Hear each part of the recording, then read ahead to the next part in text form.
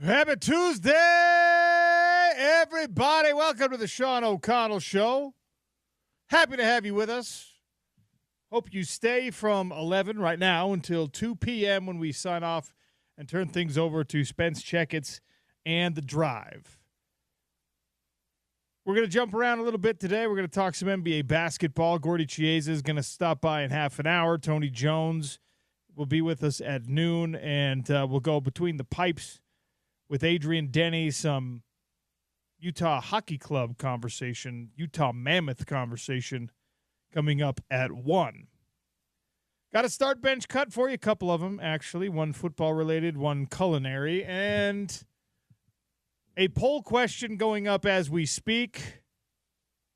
Are you in support as a Utah fan, a Big 12 fan? Are you in support of the league allowing schools to buy their way in to the Big 12 conference? We saw the news yesterday that Memphis had a $200+ million proposal rejected by the conference.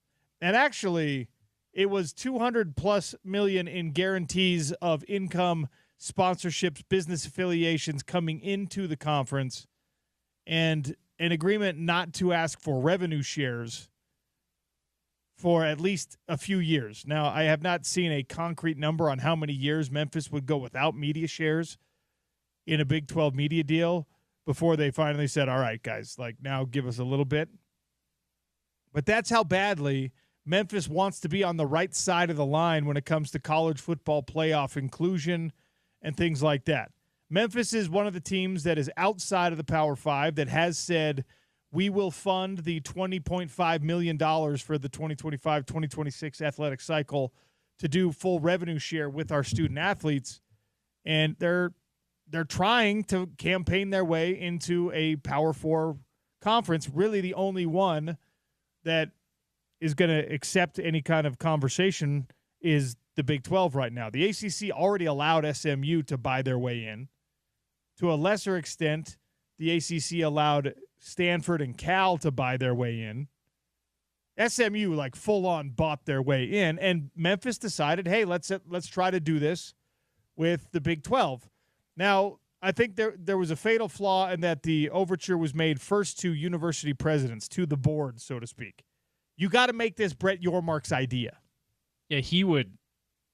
Yormark's the guy that would be more inclined to accept a deal like this, not the university presidents. Yormark, it strikes me as that kind of guy that says, "Oh, you think you have a great business opportunity for me? I'll let you give me that great business opportunity." The presidents, academics, don't necessarily think that way, even though part of their job is to think with more of a business side of things too. I'm with you. I would think that Brett Yormark would be the guy to present that to. Here's the thing. It actually makes a hell of a lot more sense to allow Memphis to buy their way into the Big 12 than to have a WWE partnership with the Big 12.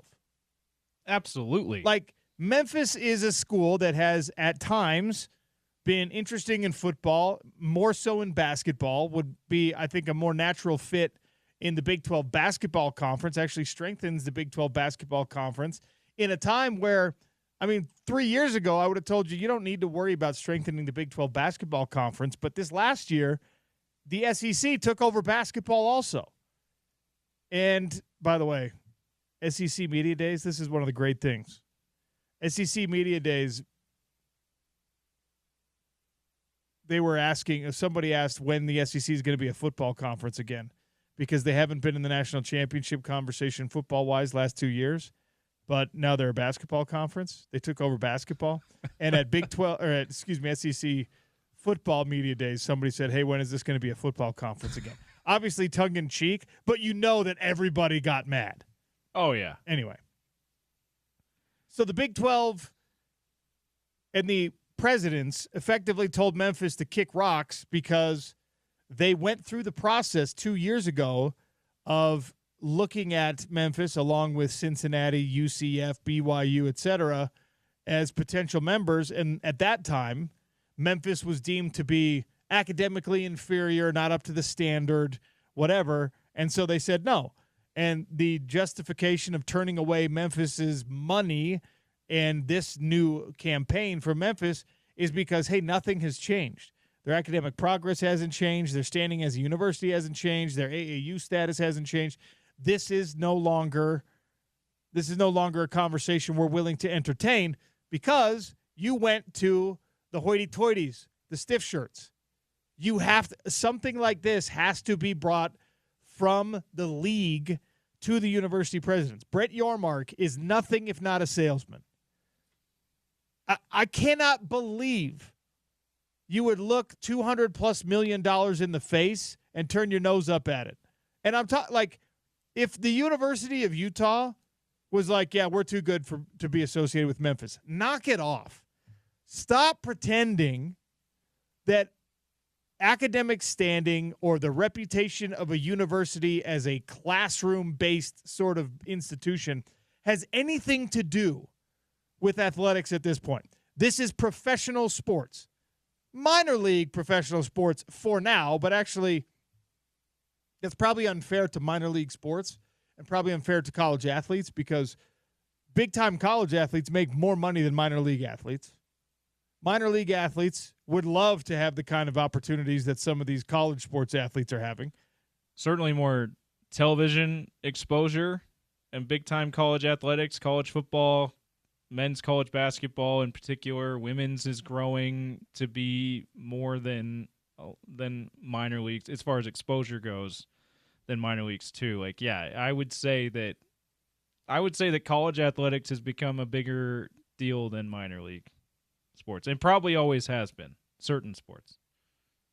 So 877-353-0700. As a Utah football fan, as a Big 12 conference fan, are you in support of the idea that the Big 12 should entertain these as possibilities, that if Memphis wants to pay money and not take anything out of the collective coffers for, let's say, 5 years, if they were like, I will forego my revenue share from the broadcasting deals for 5 years, would you allow for Memphis to buy itself into the Big 12 conference?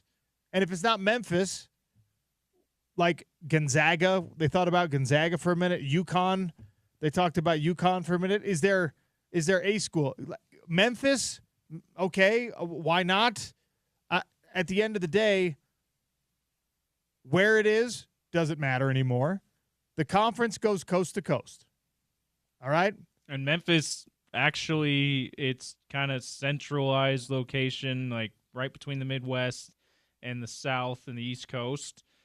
Kind of makes it more geographically palatable too, if you care about that, than UConn, certainly. So, I mean, Memphis, if we're talking about proximity to Salt Lake, yeah, it's right?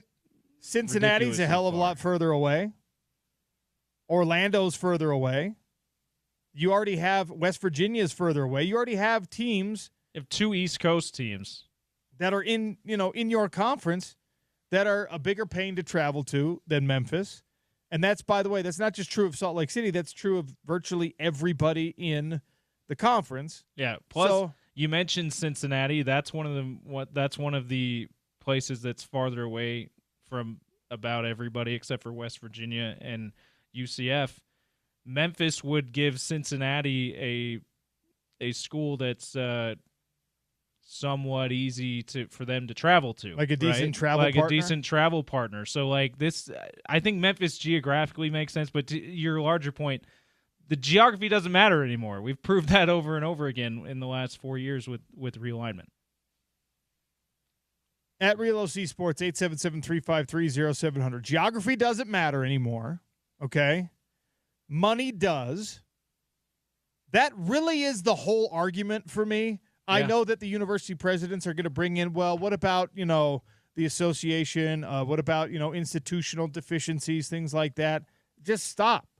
The athletic department at Memphis has turned out NFL draft picks, NBA draft picks, tournament teams in the NCAA basketball tournament, and on occasion, they are a ranked football team that, by the way, usually has some pretty cool uniforms and is decent looking on TV. When Memphis is a great travel destination too. Like it's not the market size that conferences are looking for nowadays, but we talk about, people joke about the Big 12 being a truck stop conference. Memphis is not a truck stop. Like that's an actual legitimate tourist destination. And look, it's a bit of a gritty city, Memphis is, but okay, fine. There's nothing wrong with that. Another road trip where you just, you have some good food. I would love that. Memphis has a great music scene. There's a lot of things to like about it. A lot more to offer. And sure, there's a high crime rate in certain parts of the city, but that's true. That's true of any other destination in the Big 12 Conference except for Provo. Yeah, pretty much. And Memphis, as far as like a place that you'd want to go to, they offer much more than, like, outside of football than Stillwater does, for example, than Lawrence, Kansas does. I mean, Lawrence is pretty close to Kansas City, though, so you got that. But, like, if you're going to turn your nose up at Memphis as a city because it's a small market, like, you're a little up in the night. It's a good travel. I've never been there, and I'm saying this without ever having been there. Just the reputation of Memphis is, with the music scene and some of the other tourist destinations, non-sports tourist destinations, it's better than a lot of the places in the Big 12 right now.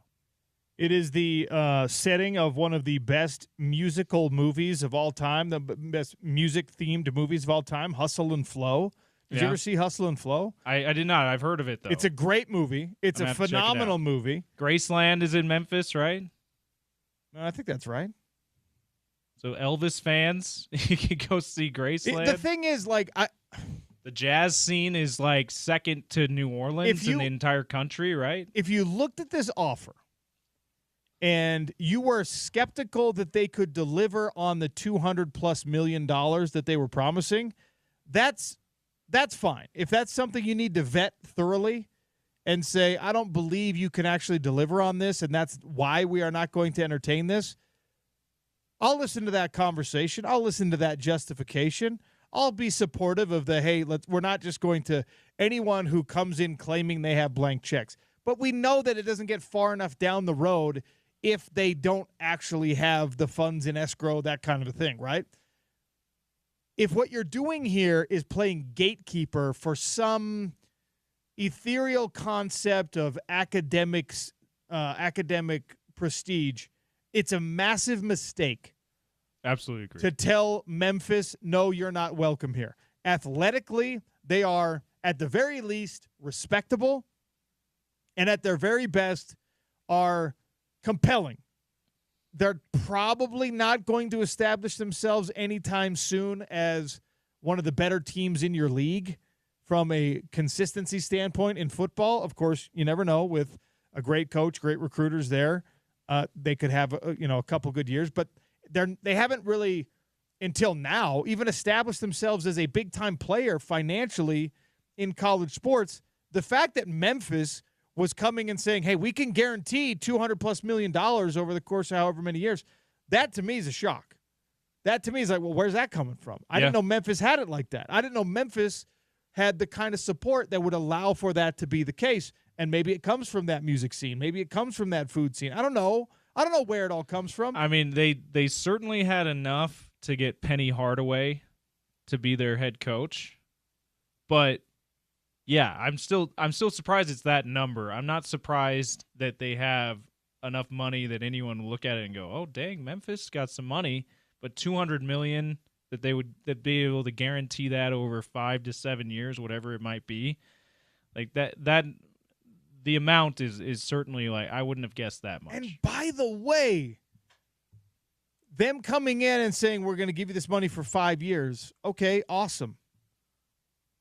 5 years from now, the Big 12 Conference might not exist. And if it does, Memphis will have added money to it, and they will have added NBA prospects to your resume. They will have added some NFL probably prospects. an NFL running back or two, right? That's typically a position where they seem to excel at Memphis.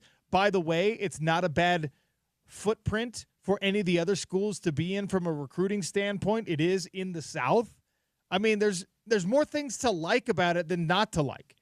And it makes no sense to me that the Big 12 Conference, who is hanging on by the skin of its teeth, is like it's fingernails on the edge in terms of being able to stay competitive financially, not being able to stay competitive talent-wise. You have that in the footprint, okay? Not being able to stay competitive coaching-wise. You have great coaches in both sports all over the place.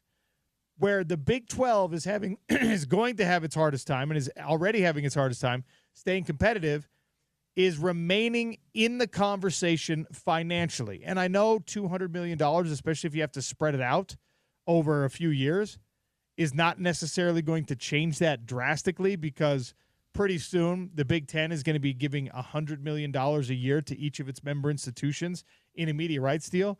And adding, like, let's say it's $200 million over 5 years. All right. Everyone in the conference is getting an extra $4 to $8 million. And you're like, okay, cool. Actually, an extra $2 to $4 million. It's not closing that gap significantly. No, but it's still more like, imagine, and now, especially when schools are having to, if they opt in, having to share revenue with its athletes, like an extra $2 to $4 million, whatever it ends up being, like just like the PayPal deal ends up being $1 million per year per school.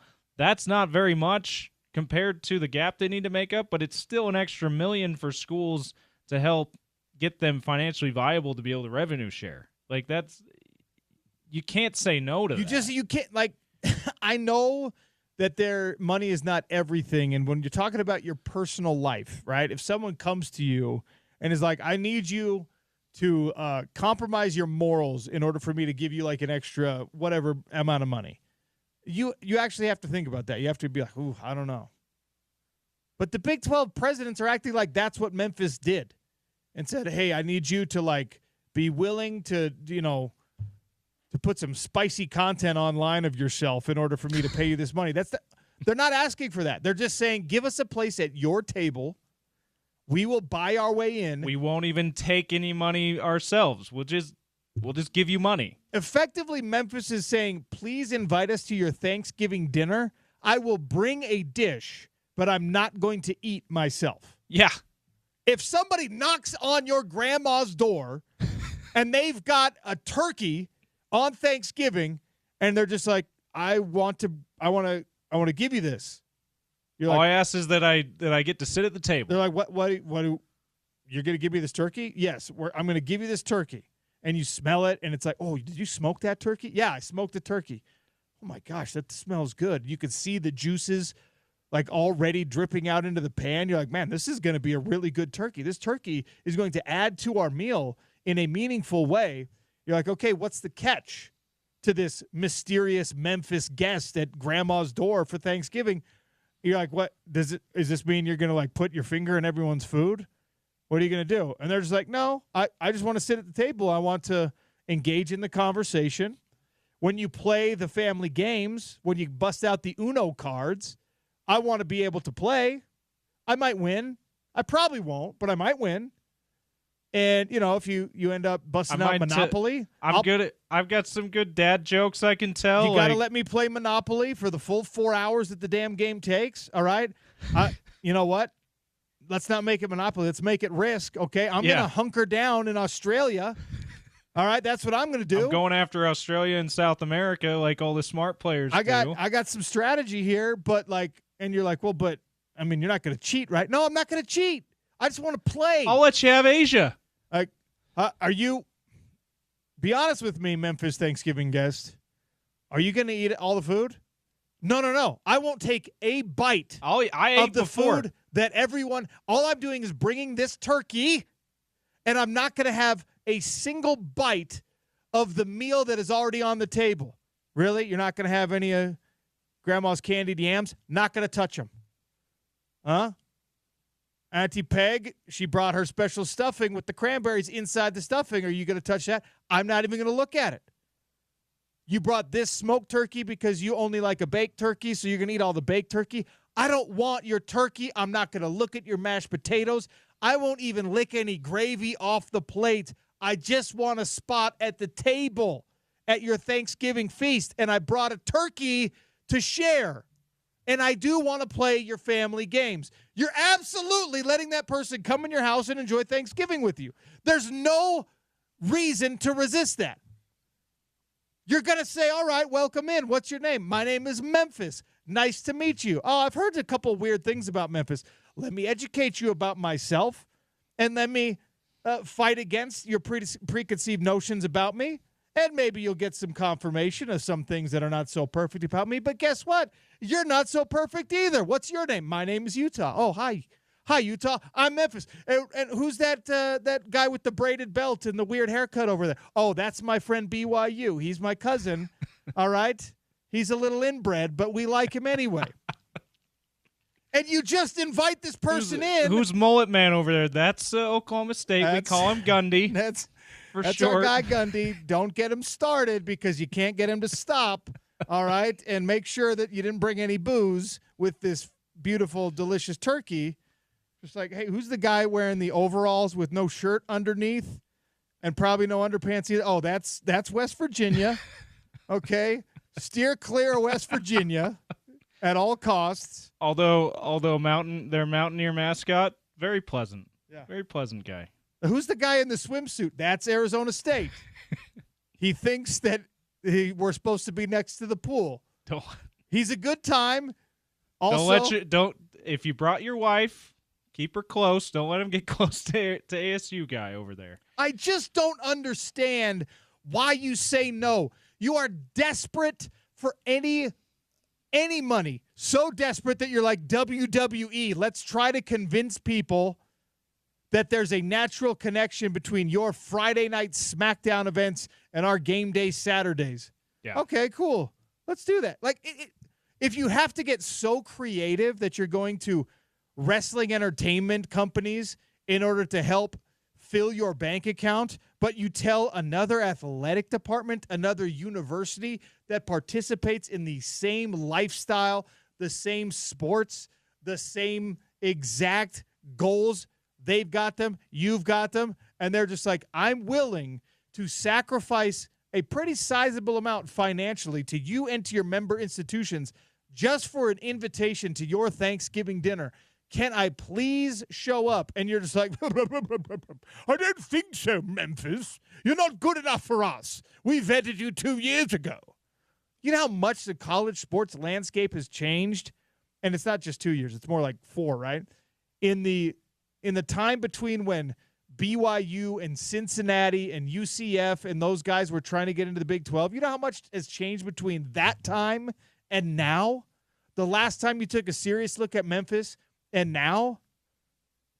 Back then, the Pac-12 conference still existed. Back then, Oregon State and Washington State were Power 5 teams. Back then, when the Big 12 added the 4 teams from the American, or the 3 teams from the American and BYU, people looked at that as very small potatoes. Especially people here in the Pac-12 footprint. It's like, okay, cool.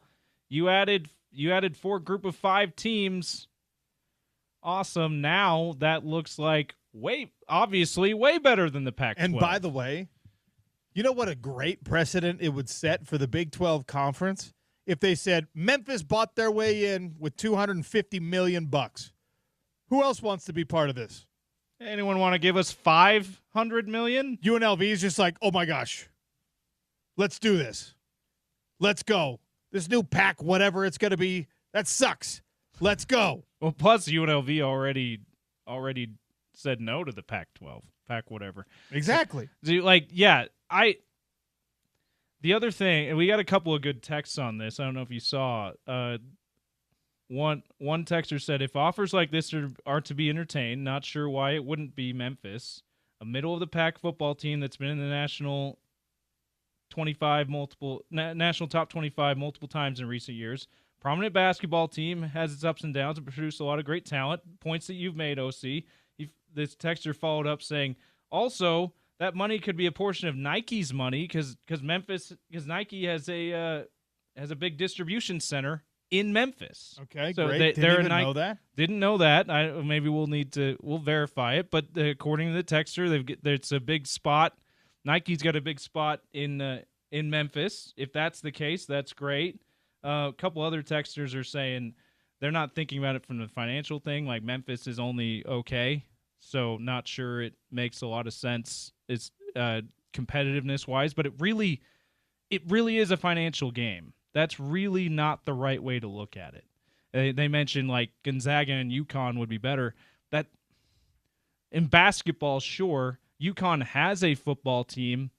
Allegedly, UConn's football team has been in the bottom 10 of the country pretty consistently for years. Yeah, like they're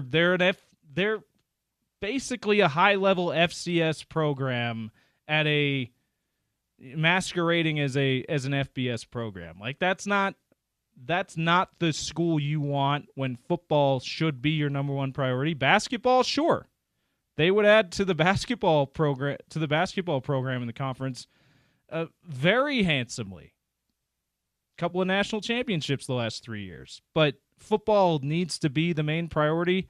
And Memphis has, yes, their basketball program's better than their football program, but as you mentioned, the texter mentioned, they're competitive enough in football that it could potentially add to your conference. And the fact that they're willing to not take any money. By the way, like it just seems like a no-brainer. Shame on me. UConn had a year last year in football.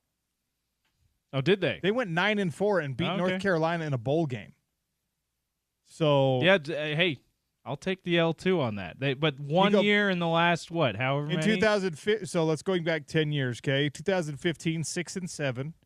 2016, 3-9, 17, 3-9, 18, 1-11, 19, 2-10, 21, 1-11, 2022, 6-7, 2023, 3-9, 2024, 9-4. Okay, so look, we could go through the Big 12 teams that already exist, and that's UConn, by the way. That's not Memphis football.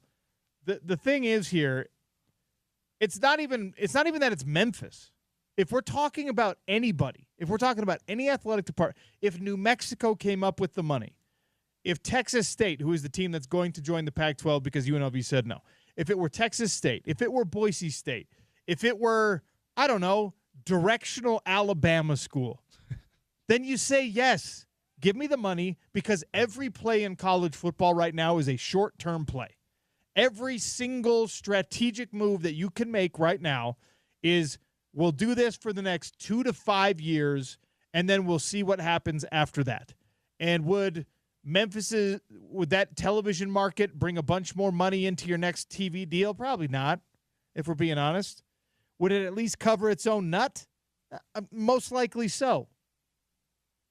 So I fail to see the downside from a revenue and athletic standpoint of adding a team like Memphis.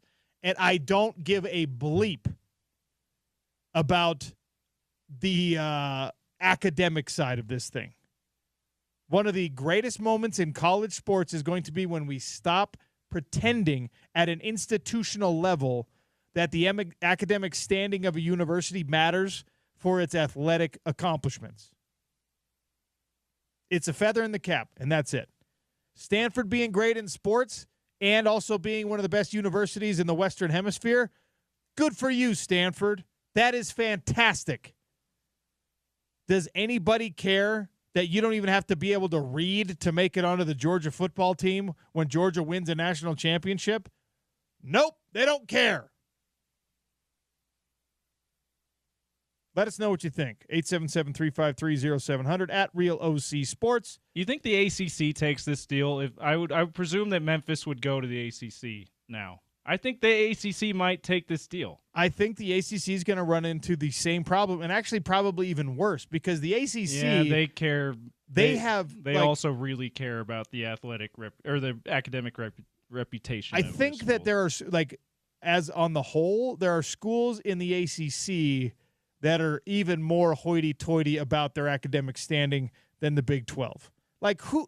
Especially now that Stanford and Cal are part of the conference. BYU cares about its academic standing. Utah cares about its academic standing in the Big 12 conference, certainly. In the ACC, you've got Duke.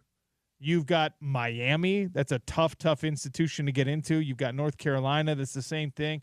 I mean, for every Oklahoma State, you've got somebody at the opposite end of the spectrum who's just like, hold on.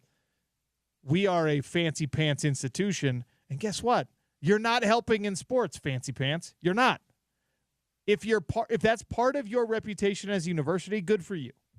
That's wonderful. Fantastic. It doesn't help you win. In modern sport, it doesn't help you win. Ask Stanford. Ask Cal. Two of the best, Cal, arguably the best public university in the country. Stanford, arguably the best university in the country in Power 4 football, at least. Right? Ask them if that academic reputation has helped them athletically in the last 4 years. The answer is hell no. Got to take a break on the Sean O'Connell Show. Keep weighing in at Real OC Sports on Twitter. I got some start bench cut. We'll get to that eventually. It's Utah's number one sports talk, ESPN 700, 92.1 FM, proud part of Utah's ESPN radio network. And the show is brought to you by our friends at Big Willie's, 1717 South Main. They're bringing us food again today. When you go in for the lunch special, tell them OC sent you. Home of the Utes, ESPN 700.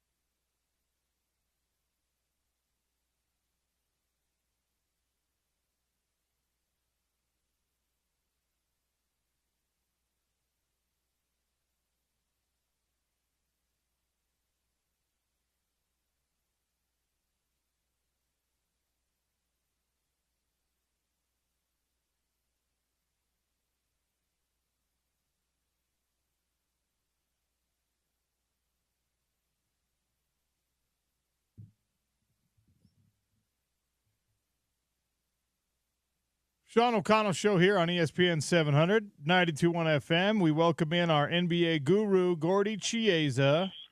Gordy, how are you? Oh, see, I'm doing fine. Welcome back. Thank you very much. Cape Town was absolutely fantastic. I can't wait till I get a chance to go back there.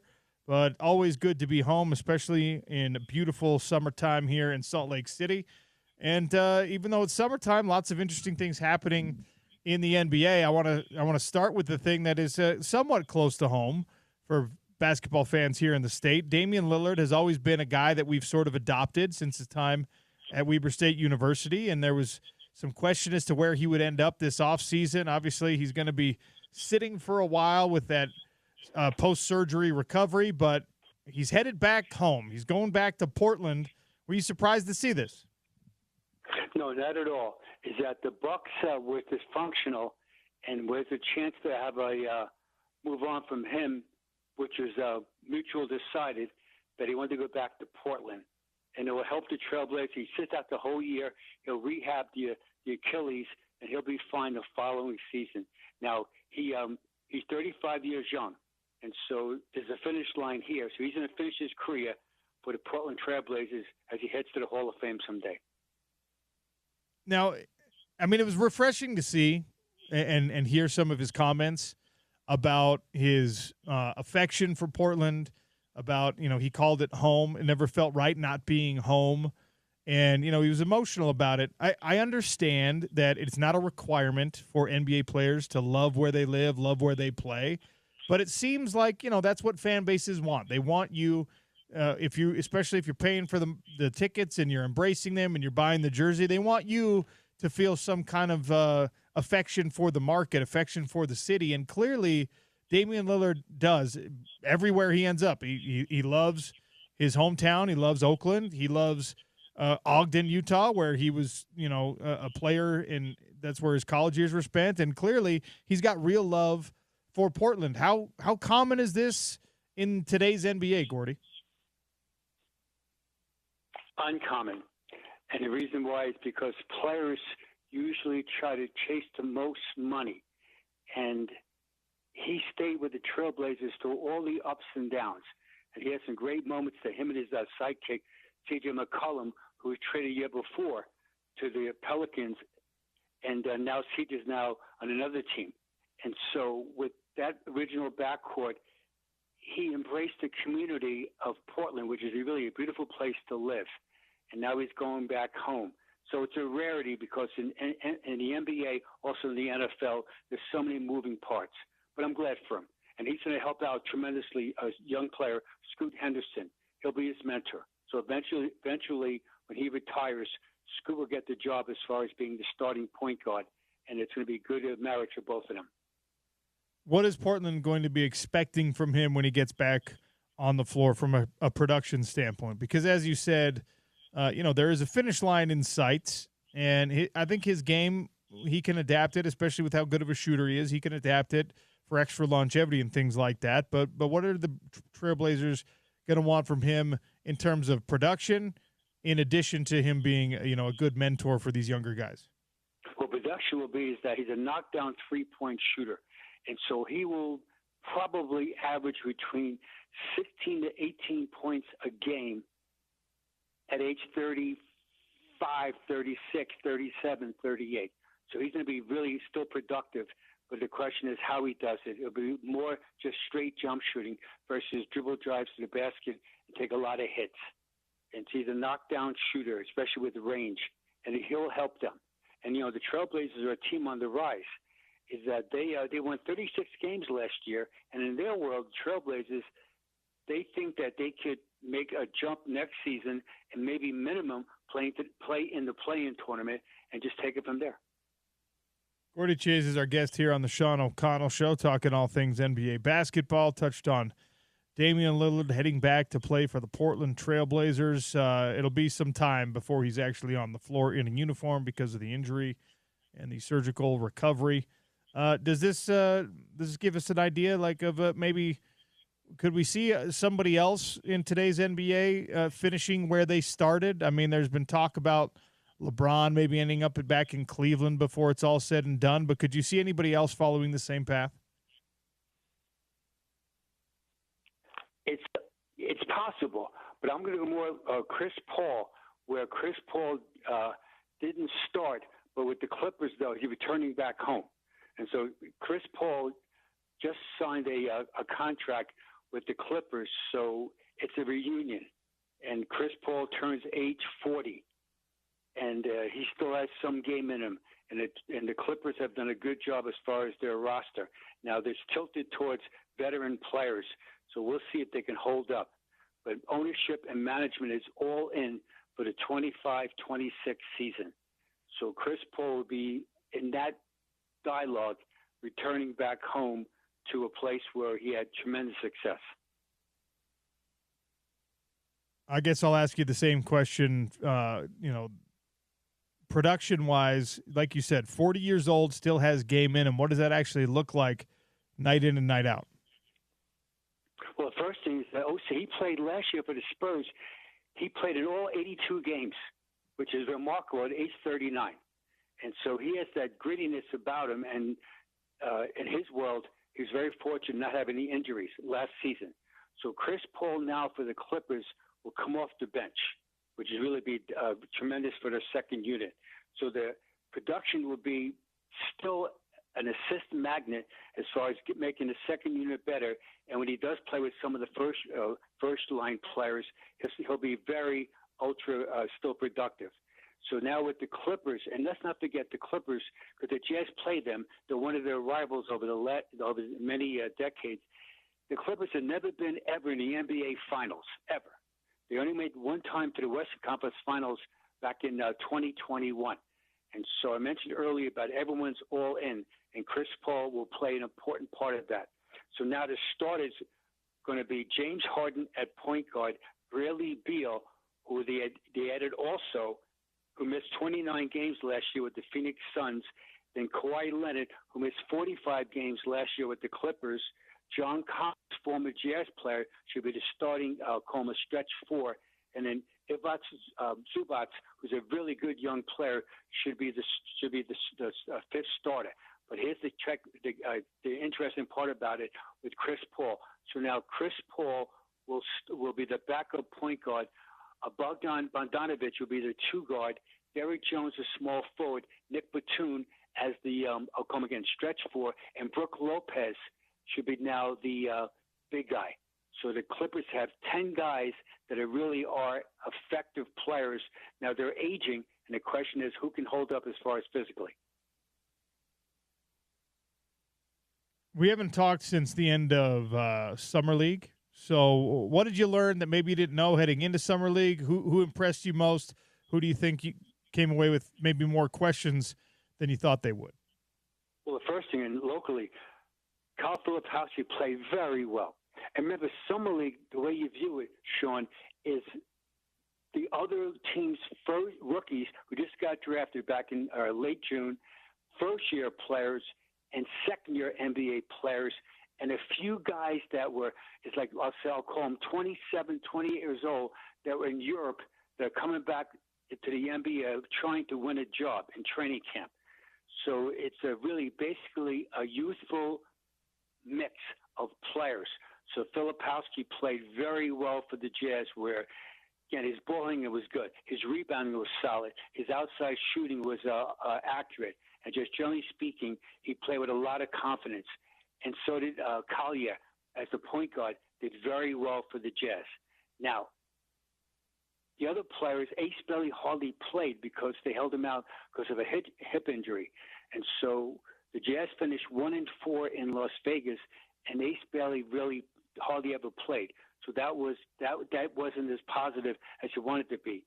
Walter Clayton Jr. had some good moments. He's young, and we'll see how it plays out with him as far as he should get some playing time with the Jazz regular team. But the biggest thing was Filipowski and also Collier.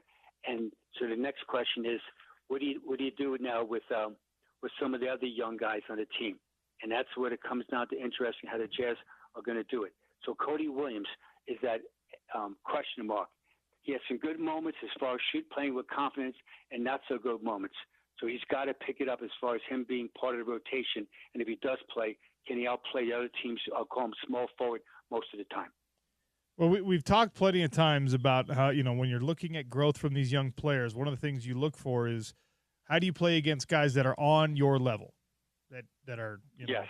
And when you see Filipowski putting dang near 30 points up against guys that are on his level, how then do you translate that into elevating your level? So, look, I'm not expecting him to give you 30 points a game on a regular season NBA night, but to get from how dominant he can be in the summer league to just being, a better contributor on a regular night in the NBA, how do you bridge that gap? One with a game experience. So realistic with Filipowski, him to play roughly next year between 23 to 26 minutes a game, average within the offense 14 points a game, and we'll say 7 rebounds, and hopefully 3 assists because he is a good passer. And that would be a tremendous growth to him personally, individually, but also would help the team be more successful. Again, Filipowski, one of those guys where he has to get stronger like all young guys do, but he knows how to play the game with the ball and without it, and that is absolutely encouraging. He was picked number 32 in the draft. If he had to do over again 2 years later, when he was picked, he would have been picked much higher, we'll say in the mid-teens. So at 32, the Jazz did a great job of taking him, and now he's rewarding the franchise by really outplaying his contract so far. All right, Gordy, what's your list today? All right, list today is right about Summer League. So this list is the last 10 years of the Las Vegas Summer League MVPs. And just quickly, the Las Vegas Summer League, it started back in 2006. And what makes it so interesting, it's fan-friendly summertime hoop festival. All 30 teams play in it. And the NBA TV partners, ESPN, ESPNU, NBA TV, all have a presence about it. So the last 10 years, here's my list of the MVPs. 2016, Tyus Jones played for the T-Wolves, now the Magic. When he was picked in the draft, he was number 24. 2017, Lonzo Ball for the Lakers back then, now with the Cavaliers. He was a second pick of the draft when he came out. 2018, Josh Hart of the Lakers, now with the Knickerbockers. He was number 30 when he came out in the draft. 2019, Brandon Clark, MVP from the Grizzlies. When he came out of the draft, he was the 21st pick of the draft. 2020, no Summer League because of the COVID-19 pandemic. 2021, there was co-MVPs of the Vegas Summer League. They were Davion Mitchell of the Kings, now of the Heat, and Cam Thomas of the Nets. Mitchell was picked number 9 in the draft, and Cam Thomas picked number 27. 2022, Keegan Murray of the Kings, he was the 4th pick of the draft when he came out.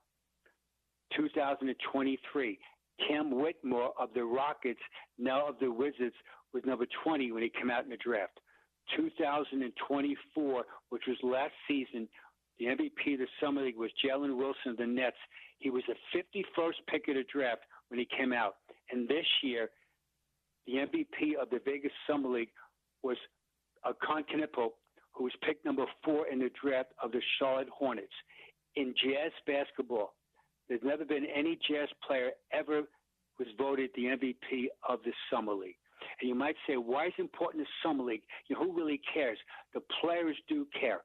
Because if a guy, let's say, Sean, played in the Summer League and he's able to bite, fight, and claw as an undrafted player, making an NBA roster, the lowest you can get paid next year in the NBA, if you last past January 7th, the guaranteed date, is $1.272 million. And so for the players in the Summer League, they're trying to win a position for the NBA to get some guaranteed money. That's why it's so important, the economics of it, and also the growth of the players.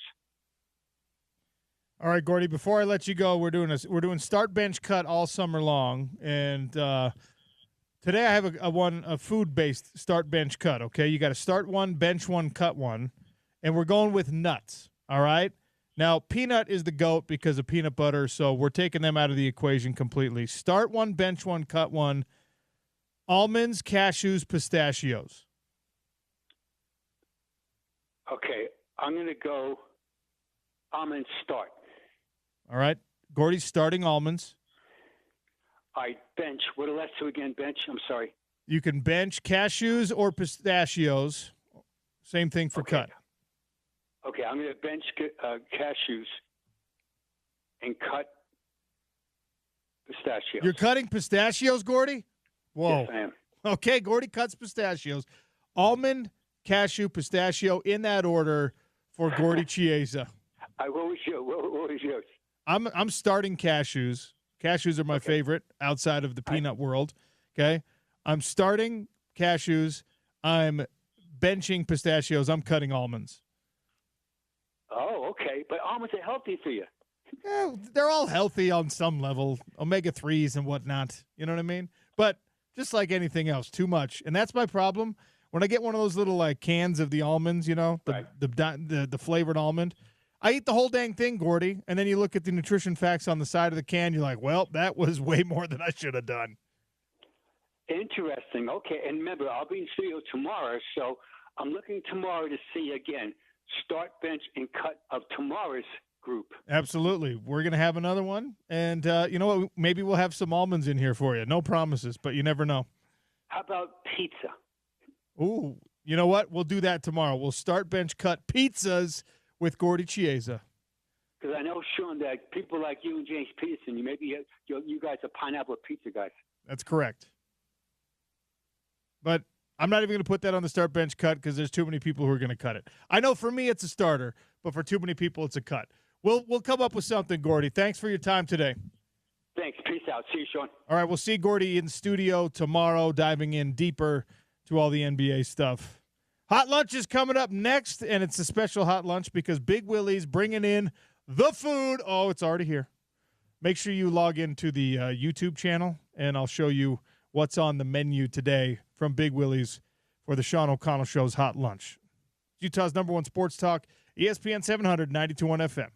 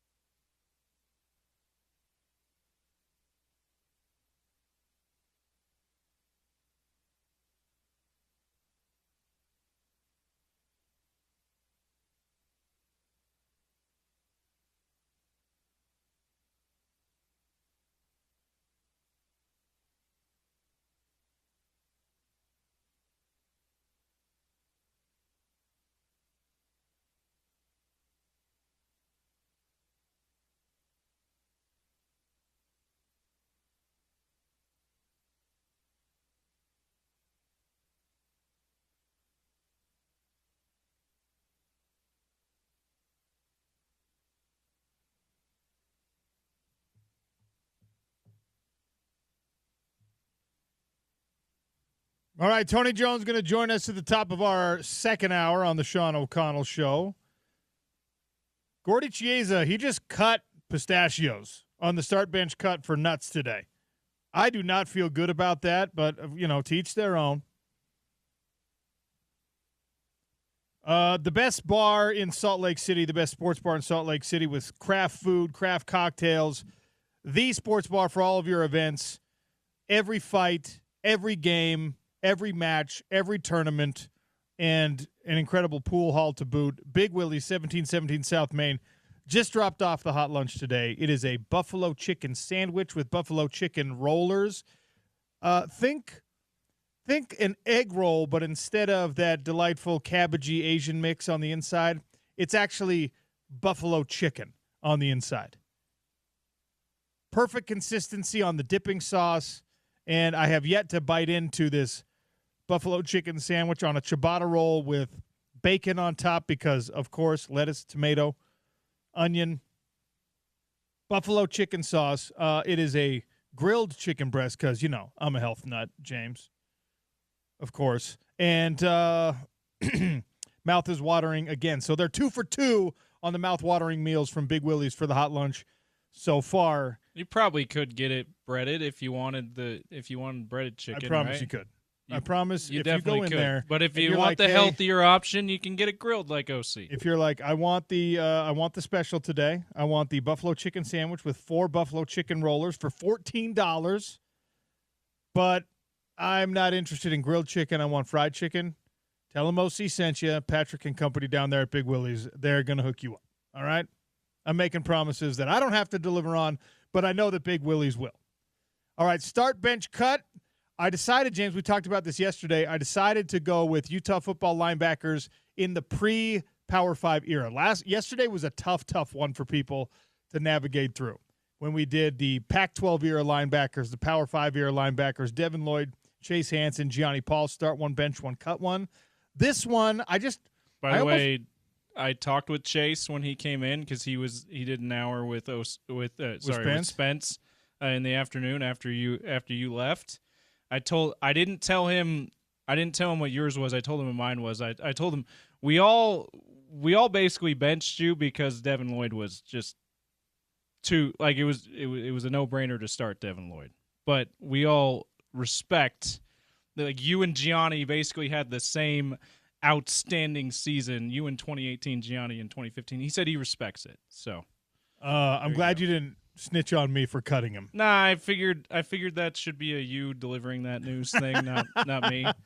I should have done. I'm like, here's the podcast link if you want to hear what OC did. And he just starts raging. Suddenly we have an angry texter, and it turns out it's Chase Hansen's number. Yeah, absolutely. Chase Hansen, cranky texter. Welcome to the club. If that's the case, yeah. But I told him it was one of the hardest ones to have to cut either you or Gianni because they had monster seasons, some of the best linebacker seasons Utah has ever had. The correct answer is the one that a bunch of people came in. They just recused themselves from doing the start bench cut. They say, I'm starting all those guys.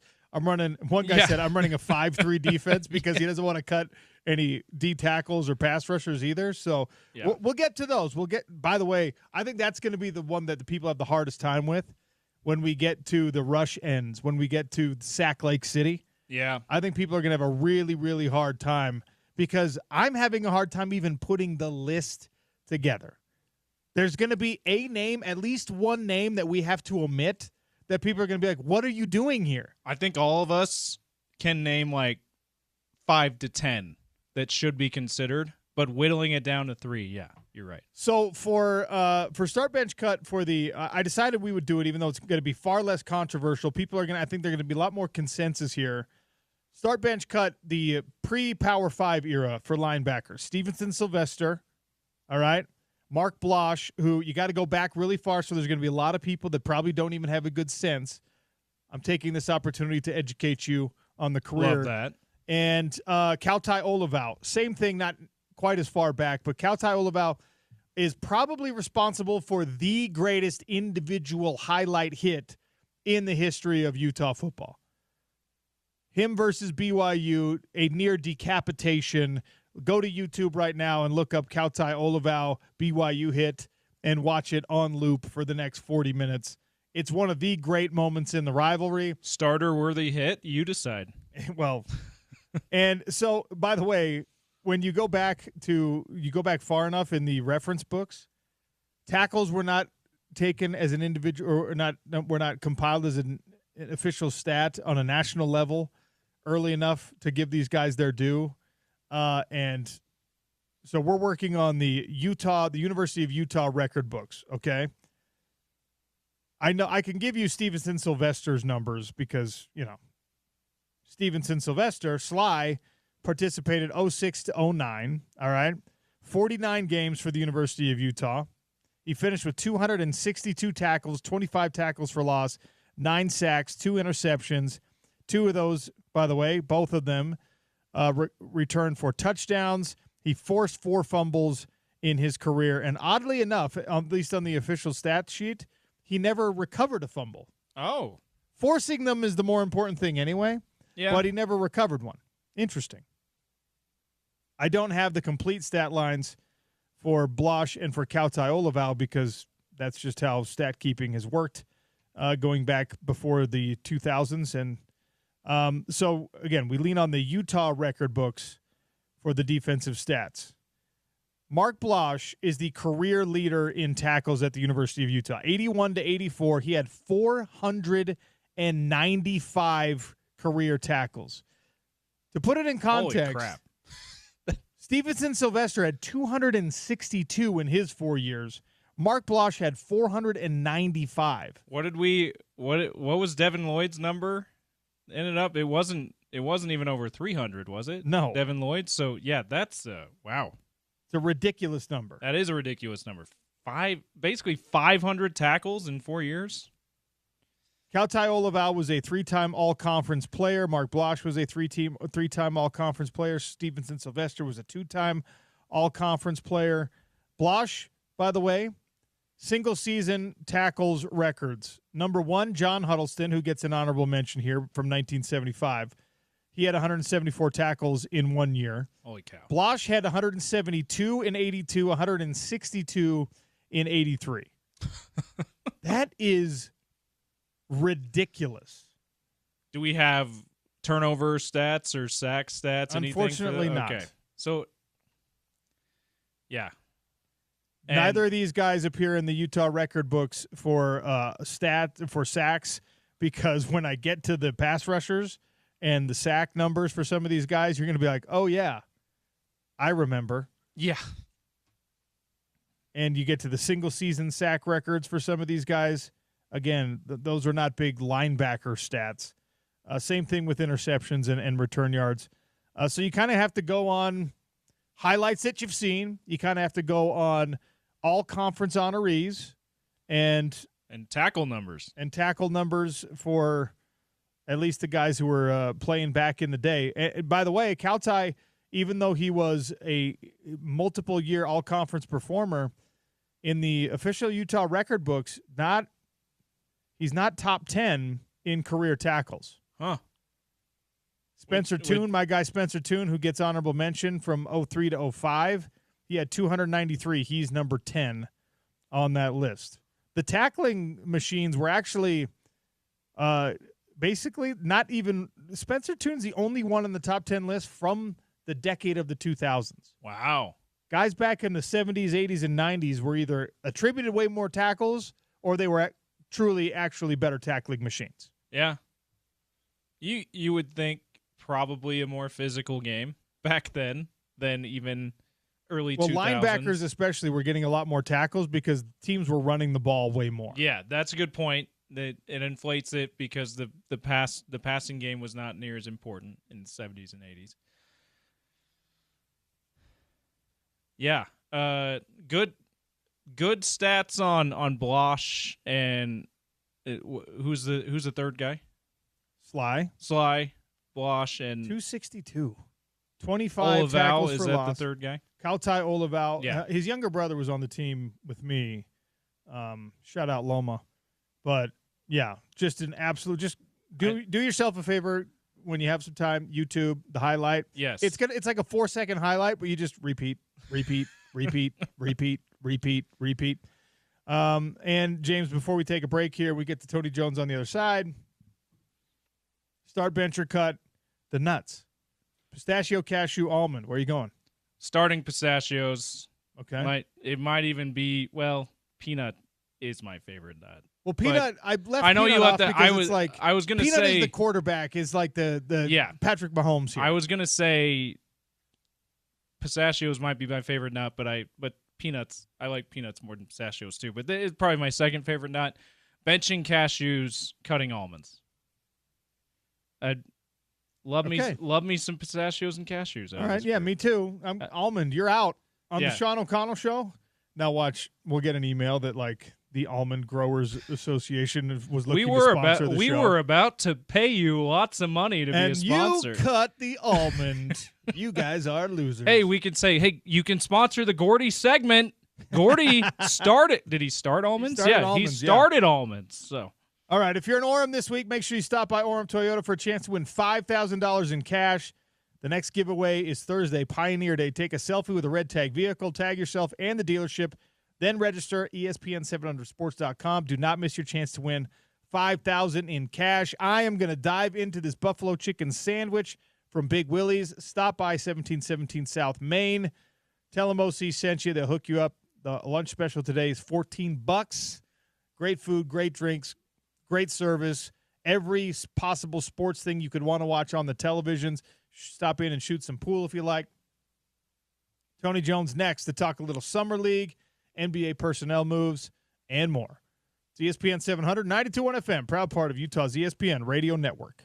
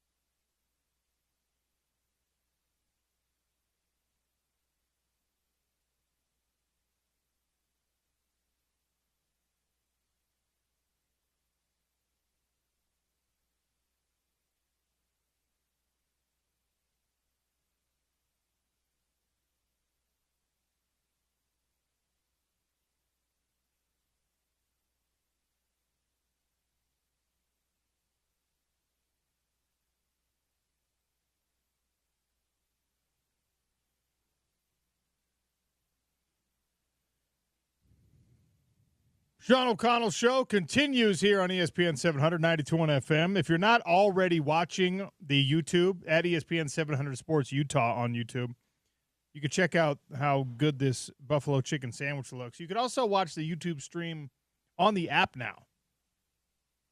We're efforting getting Tony Jones on to talk a little Summer League, NBA basketball, and things like that. You heard me talking with Gordy Chiesa about, Damian Lillard is back in Portland. And the announcement came with an uncharacteristic amount of emotion, I think, from both the team and from Damian Lillard. It was one of those sports marriages that I'm not sure anyone actually wanted to see end at any point. And, things get a little complicated and maybe an argument happens and you just feel like you need to move on and you need to push things to one side or the other. I'm really happy to see this reconciliation. Not as happy as I would have been to see Damian Lillard somehow end up in a Utah Jazz uniform. That was never a realistic possibility. Him going back to Portland and ostensibly, probably, he's going to finish his career where he started his career. It just isn't common anymore. It isn't the norm like it used to be. And even when it does happen, you don't always get like this emotional connection, this is my home. I love this place. Sometimes you do, but it's not the norm in pro sports, because the business of pro sports and now of college sports has become the primary driver of all decisions made. I'm already seeing articles that are citing this as a mistake from a basketball standpoint. Damian Lillard to Portland doesn't make sense from a basketball standpoint. I think there's more reasons to say that it does, because you're bringing a veteran talent with a sustainable type of game, a guy who knows exactly what it takes to perform at the all-star level. Never delivered championship wins for you, of course, but will presumably help shape your locker room into the right kind of professional. And I throw up the air quotes because right kind of professional is a different definition for different people. Is he going to be the Dame of old, the ball-dominant, all-everything player? Probably not. But Portland isn't asking that of him, most likely. And instead, he's going to, I would imagine, embrace this new thing and ride off eventually into a Portland sunset as a great story in NBA basketball. Yeah, I don't think that Dame is signing up for that either, OC. Portland's not asking him to be all-NBA Damian Lillard, and I don't think Damian Lillard is signing up for a chance to be that and lead the Blazers to a championship like he tried to do for so many years before getting traded to the Bucks. If that was his top priority at this time, he might have tried to find a way to convince Milwaukee to keep him or get to Miami like he tried to do before the Bucks traded for him. I don't see that as a priority for him, or else he wouldn't have gone back to Portland. Everyone knows the deal with Portland. They're not, just like the Jazz, they're not close to championship contention. I think he is signing up for that right off into a sunset in a place that he has grown to love. His second home has become his second or third home. That seems to be the most important thing for him, which good for him. I love when guys make those kinds of decisions when they've decided, hey, I did everything I could to get, greater glory as an athlete. Now, what I think is best for me is going to a place where I feel at home and where my family feels at home. There's a difference between when you go back and you sign for the one-day contract to retire as a whatever, and when you actually play out your days as a member of whatever franchise. And I think he recognized there was always going to be an opportunity for him to go back and retire as a Portland Trailblazer, right? Portland would make that happen. He probably is the kind of guy with enough sentimentality that he would want to make it happen. But to go back and actually play out whatever he's got left in that uniform. And by the way, I'm making a lot of assumptions here. I guess he could go back to Portland and then pull a Chris Paul and play for like 7 franchises before it's all said and done. I just don't think that's what's happening here. I love to see it. I'm a sucker for even when guys sign for a day and retire. That's Jimmy Graham made the announcement that's happening. Jimmy Graham's going to retire as a Saint.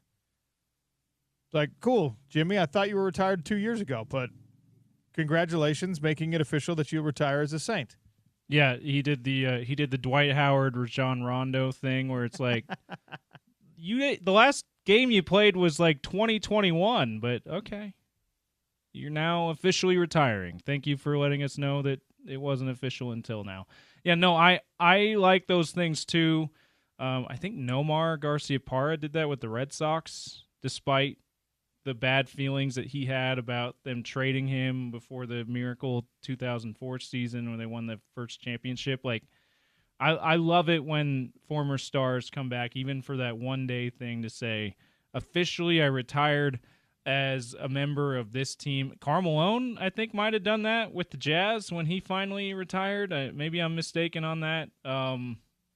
I think it's important. It's an important move symbolically to say, for them to acknowledge to a fan base that loved them, these players that acknowledge the fan base that loved them, cheered them on for so long, was a huge part of so many memories that this fan base has had, to say, for these players to say, yeah, you're important to me too. I think that's what these things do. And I like it even more that Dame is saying, I want to play some more for that franchise, which is the Portland Trail Blazers for him. So, of course, he's not going to play this next year, but he'll have at least, what was it, a 3-year deal? He'll have at least 2 years to play out his last couple of seasons. I don't imagine he does, like you joked about the Chris Paul thing.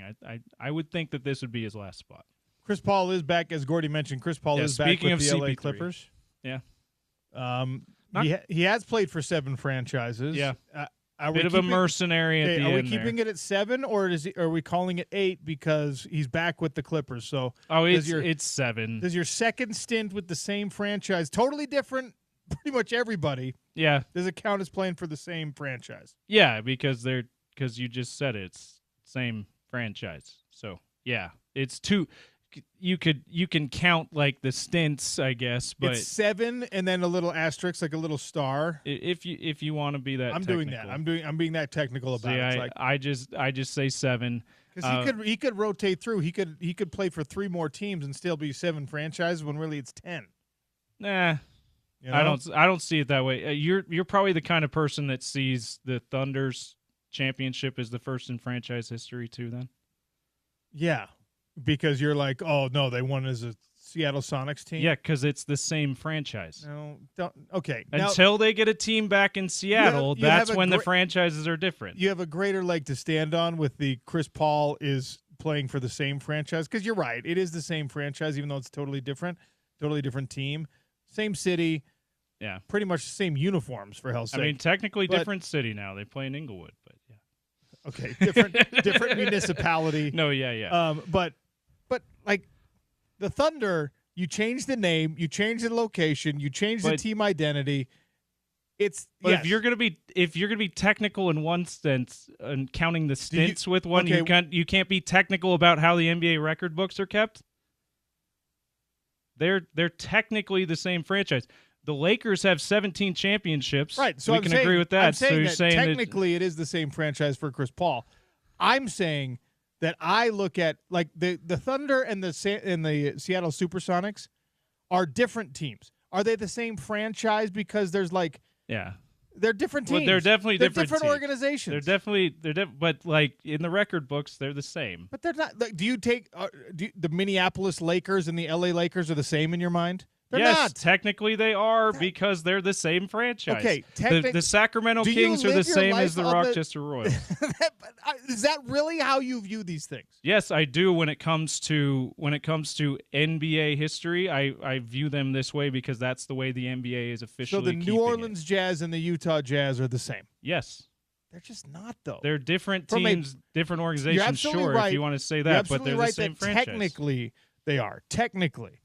But from a practical and actual standpoint, they're different. They're completely different. And the I Jazz don't disagree with that. And the Jazz they have the same name. But when you're talking about a new city, a new name, a new uniform, new owners, new management, new everything, and you say, well, they're the same franchise, especially, by the way, it does a disservice to the players if only one of those manifestations won championships and the other one didn't, whether it was when you were in Minneapolis, you won championships, and in L.A. you didn't.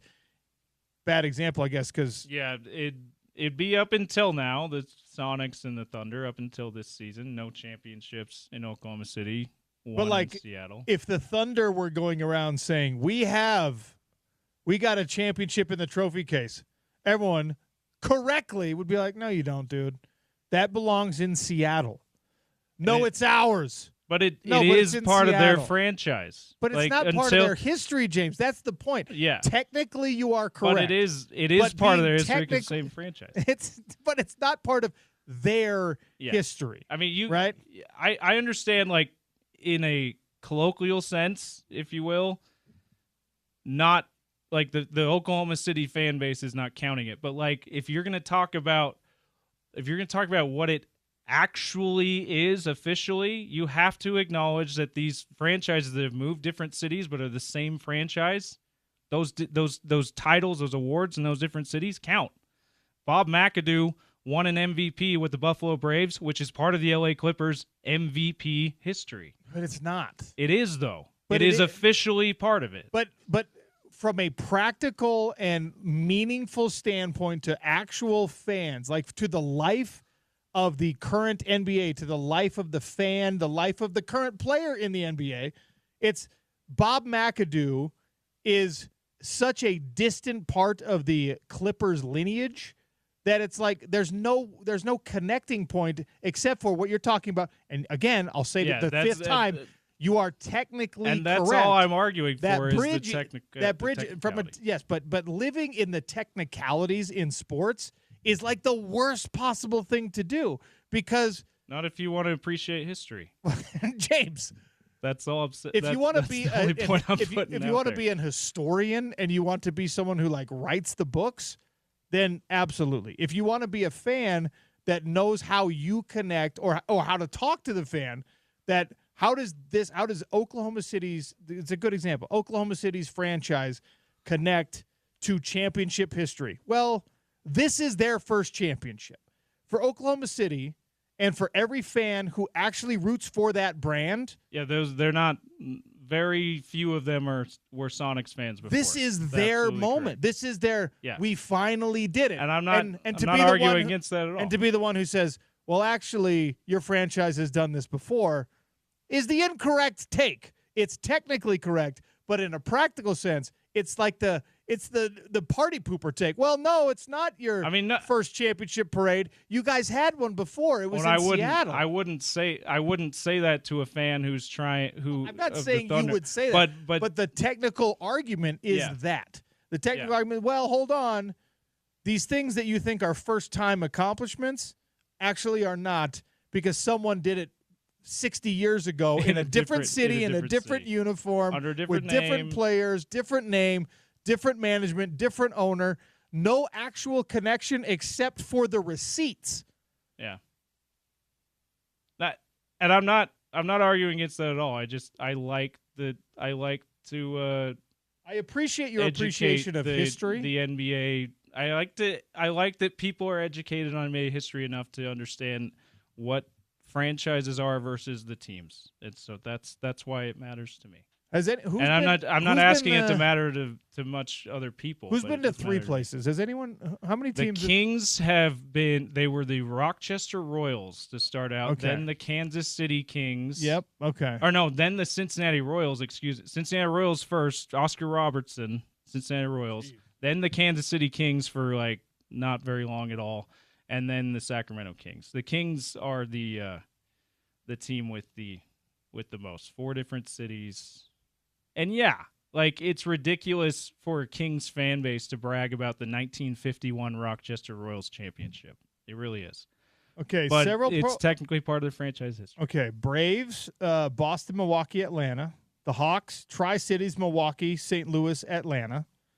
Athletics, Philadelphia, Kansas City, Oakland, Vegas, Salt Lake City, wherever they end up. Oh, yeah, baseball. In baseball. Cardinals, Chicago. Not going to be here. Cardinals in football, Chicago, St. Louis, Arizona. The Rams, Cleveland, Los Angeles, St. Louis, Los Angeles. Did not know about the Cleveland Rams version of the Rams. Wow. So there's been a lot. St. Louis has had a lot of different iterations of sports teams that are no longer there. St. Louis, don't like you as a city, but that is a bad sports history to have. It is rough. Where you've lost more franchises than you currently have. Especially because one of the reasons why they didn't go back. The NBA didn't go back to St. Louis. They were the Hawks, as you mentioned in that list, is because of the racial history of the city in the 50s. It was not great, but of course that was the 50s. Everywhere it was rough. But that's part of it. The other part of it is that that gold mine of a deal that the owners of the St. Louis Spirits of the NBA signed that said, hey, no, we don't need a franchise in the NBA. You just have to pay us millions of dollars in perpetuity. They're cashing checks. The St. Louis Spirits are cashing NBA media rights checks, even though they last played their game. Their last game they played was now 50 years ago next year. Wow. That's like Bobby Bonilla Day on steroids. Yes. It's like the best version of that I've ever heard. Bill Simmons, now with the Ringer, it's been a running joke of his. How many times did David Stern and now Adam Silver, how many times have they and the league's representatives tried to get out of that deal? It's probably he was like, it was probably a daily thing with David Stern. All right, we got to take a quick one here. Before we do, I want to remind you of our partnership we've got going on right now. For all of our listeners, you can get 20% off treatments at the Steel Vault Medical Spa in the heart of Holiday. Summertime, you've probably not applied the sunscreen as often as you should. You probably haven't put the hat on as often as you should. You probably got a little more sun damage than you thought. That means the wrinkles, the leathery skin, it's getting worse by the year. I know that especially if you're a gentleman, if you're a guy listening to the show right now, you're like, skincare, come on. Look, none of us want to look older faster. Skin matters, all right? Hair and your hairline matters. Steel Vault can take care of the crow's feet. They can take care of the wrinkles. They can take care of the frown lines. They can also take care of that retreating or receding hairline for you. Maybe the weight gain is what's bothering you about getting a little bit older. Turn back the clock with some hormone therapy treatments. First, go in and get tested out. It's in the heart of Holiday, right in the middle where all that Harmons is, where the big development is. It's a beautiful facility. The staff there is incredibly friendly. Stop in, get yourself a treatment, get your significant other a treatment. Tell them ESPN 700 and the Sean O'Connell Show sent you. They'll get 20% off. 801-878-9976. Or you can go online, book your consultation online, and just make sure you mention ESPN 700 there as well. Whether it's weight gain that you're worried about, whether it's that retreating hairline, whether it's the skin, whether it's just wanting better rest, feeling like maybe your libido's down a little bit, they address it all. Comprehensive, every bit of your health they can help you with at the Steel Vault. TheSteelVault.com, that's STEELE Vault.com, or 801-878-9976. And as always, tell them that OC sent you. All right, The Athletic did an evaluation of franchise prices if you turned college athletics programs into pro sports teams. You probably won't be surprised by who would draw the highest price tag in college athletics if it were a pro team, a pro franchise. You might be surprised by which Big 12 franchise hypothetically would fetch the highest price. We'll get into that next on the Sean O'Connell Show. ESPN 700, 92.1 FM, proud part of Utah's ESPN radio network.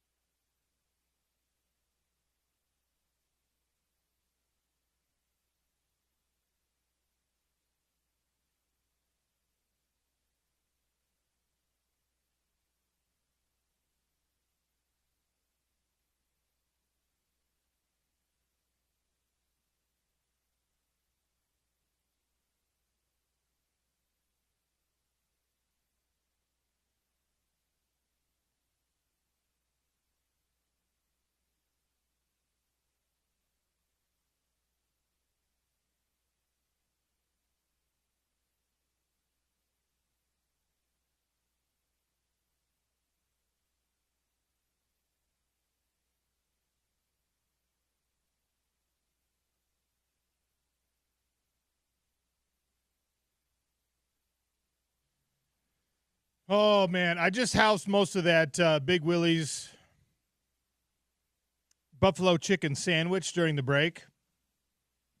I will be honest with you. My judgment of buffalo chicken, of the sauce, is 100% predicated on whether or not the spiciness, the heat of the sauce, overwhelms the flavor of the sauce. Because we're all in it for the flavor, not for the heat. When it comes to buffalo wings, buffalo chicken, anything. This was a perfect balance. Just hot enough that you feel like you're getting a little spice, but flavorful and not overwhelmed by the spice to where your tongue is all numb. Oh, man. $14 sandwich. Head in there. Tell them OC sent you. 1717 South Main Street. Woo, baby. Love it. We're going to give away a $25 gift card to Big Willie's later on in the show. And maybe, just maybe, something out of this next conversation will spark our question. Oh. Little hinty hint there. Perhaps. Can't promise. Can neither confirm nor deny. James, you have not pulled up this article that I'm referencing yet. I have not. Okay. So The Athletic went through this is a phenomenal exercise, okay? They took college athletic revenues, and they projected it into a price, a franchise price, if you were to put this team on the market, which, by the way, is not as far-fetched as it used to be. Yeah, it might be coming. They've talked about private equity coming in. They've talked about universities, selling rights in their athletic departments, and then, the licensing deals that can come from that. If college football especially continues to move in the direction of professionalization and eventually players become employees and it's a feeder league to the NFL in a more official capacity, then you're going to end up having owners that license the name from the university and the branding from the university and go about their business. You're not going to have student athletes. You're going to have athletes who are barely connected to the university in any real capacity. But fun exercise by The Athletic. What school do you think they put the number one franchise value on? If I was to say, well, not only give me the school, but give me how much you think the highest priced, according to their evaluation, the highest priced athletic department would fetch on an open market. I'm going to be way off on the number. I think you are, but I don't think it's for the wrong reasons. Yeah, this is all of college football, not in a particular conference. Are you asking me Big 12? All or of college football. I'm going to say Ohio State. I should have known that your bias is they're number 3. Number 3. Okay. Well, I'm not that far off. You're not that far off. I would have guessed Ohio State. And as far as the number, is it in? Okay, tell me, is it in the millions or billions? Billions. Okay. 4 billion. 1.9 billion. Okay. And honestly, I think, although I love what they've done here, I think that they're actually far too low on all the valuations. Okay. I really believe that. I would have thought with like the NBA teams, like the Lakers getting sold for $10 billion, Celtics, over $6 billion. I would think that a college football team would not be as much as those NBA teams, but I would think that it would be closer. I'm thinking of like you can't compare the LA Lakers directly, right? Because they're internationally famous. I don't know that Ohio State really is. But like, I mean, I don't know. Did you hear Gus Johnson on Big Noon Kickoff call them the world famous Buckeyes? Okay. But like the Charlotte Hornets sold for $3 billion. Yeah. You're telling me that the Buckeyes couldn't get the same as the Charlotte Hornets? Right. Yeah, but I was wrong about the team. What is the school? Texas is the number 1. Okay. And by the way, Texas and Texas A&M were vying for several years for the most profitable of the athletic departments in college football, because that's what drives everything. Texas has outpaced Texas A&M in profitability because Texas A&M sunk a bunch of money into facilities, coaching contracts, and players, and had nothing to return for it, whereas Texas is back, baby. Texas is back. Yeah, A&M is still paying Jimbo Fisher and will be for the next few years. So Texas Conversely. ranks number 1 at $183 million of average football revenue per year. Wow. Their projected price, according to The Athletic, is $2.38 billion, and I'm telling you that is low. If you put the Texas Longhorns football program on the open market right now, someone is paying $3 billion at least for that thing. Yeah. You're not going to be able to buy that for $2.38 billion. I appreciate them being conservative with their estimates here, but if the Charlotte Hornets are worth $3 billion, then the Texas Longhorns football team is worth at least that. Yeah, and I would think that who's the 2? Who's number 2? Georgia. Georgia, okay. I would think that any of those teams in the top 3, Texas, Georgia, Ohio State, would be worth more to a buyer than the Charlotte Hornets. They've got Texas, Georgia, Ohio State, Notre Dame, Michigan in the top 5.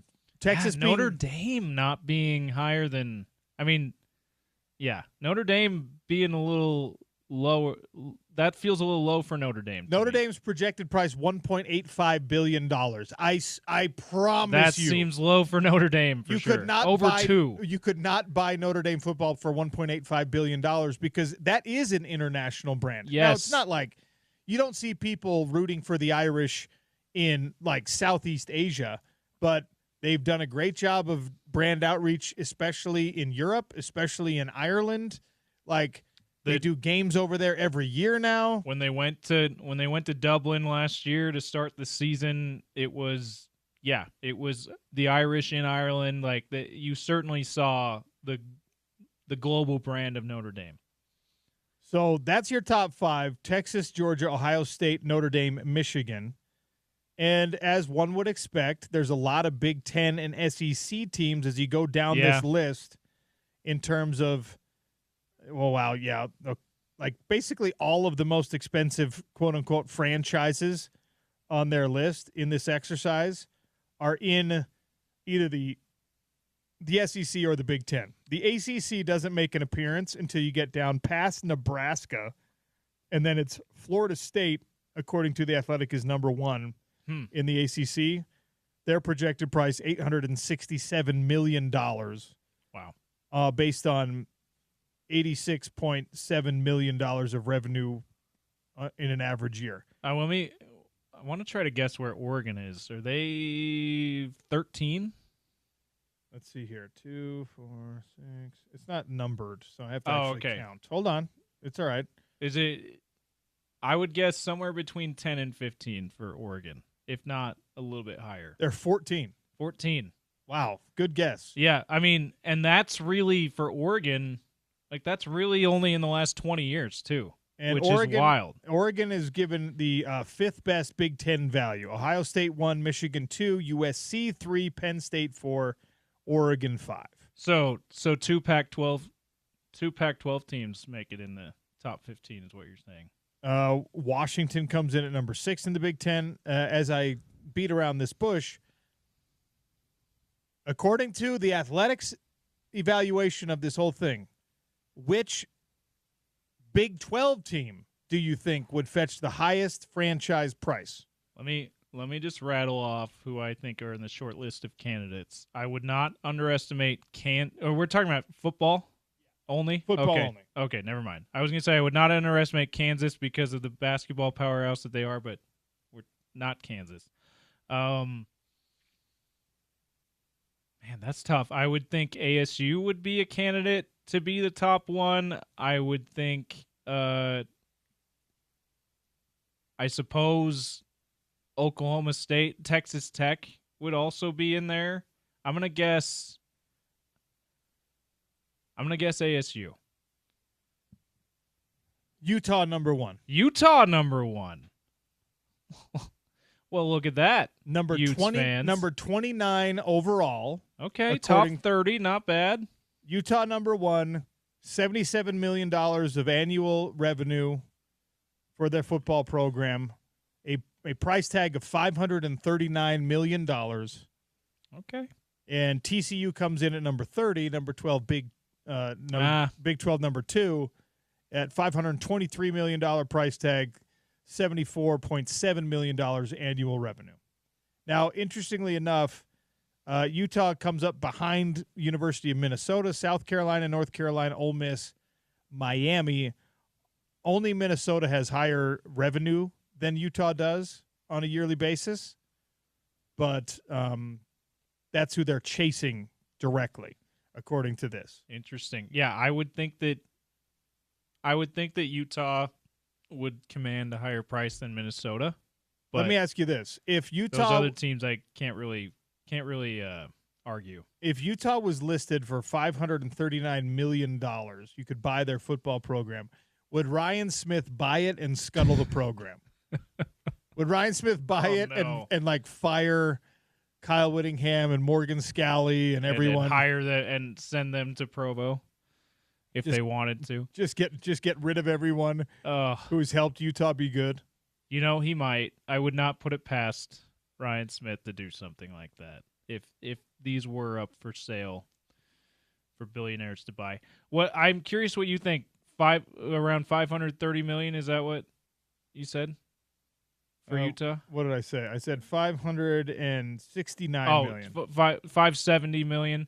Where do you think that is? Do you think that's undervaluing? Do you think that's about right? Oh, sorry, 539. Sorry, 539. So $540 million bucks. Here's the thing. It's hard to remove the crimson goggles whenever I talk about things like this.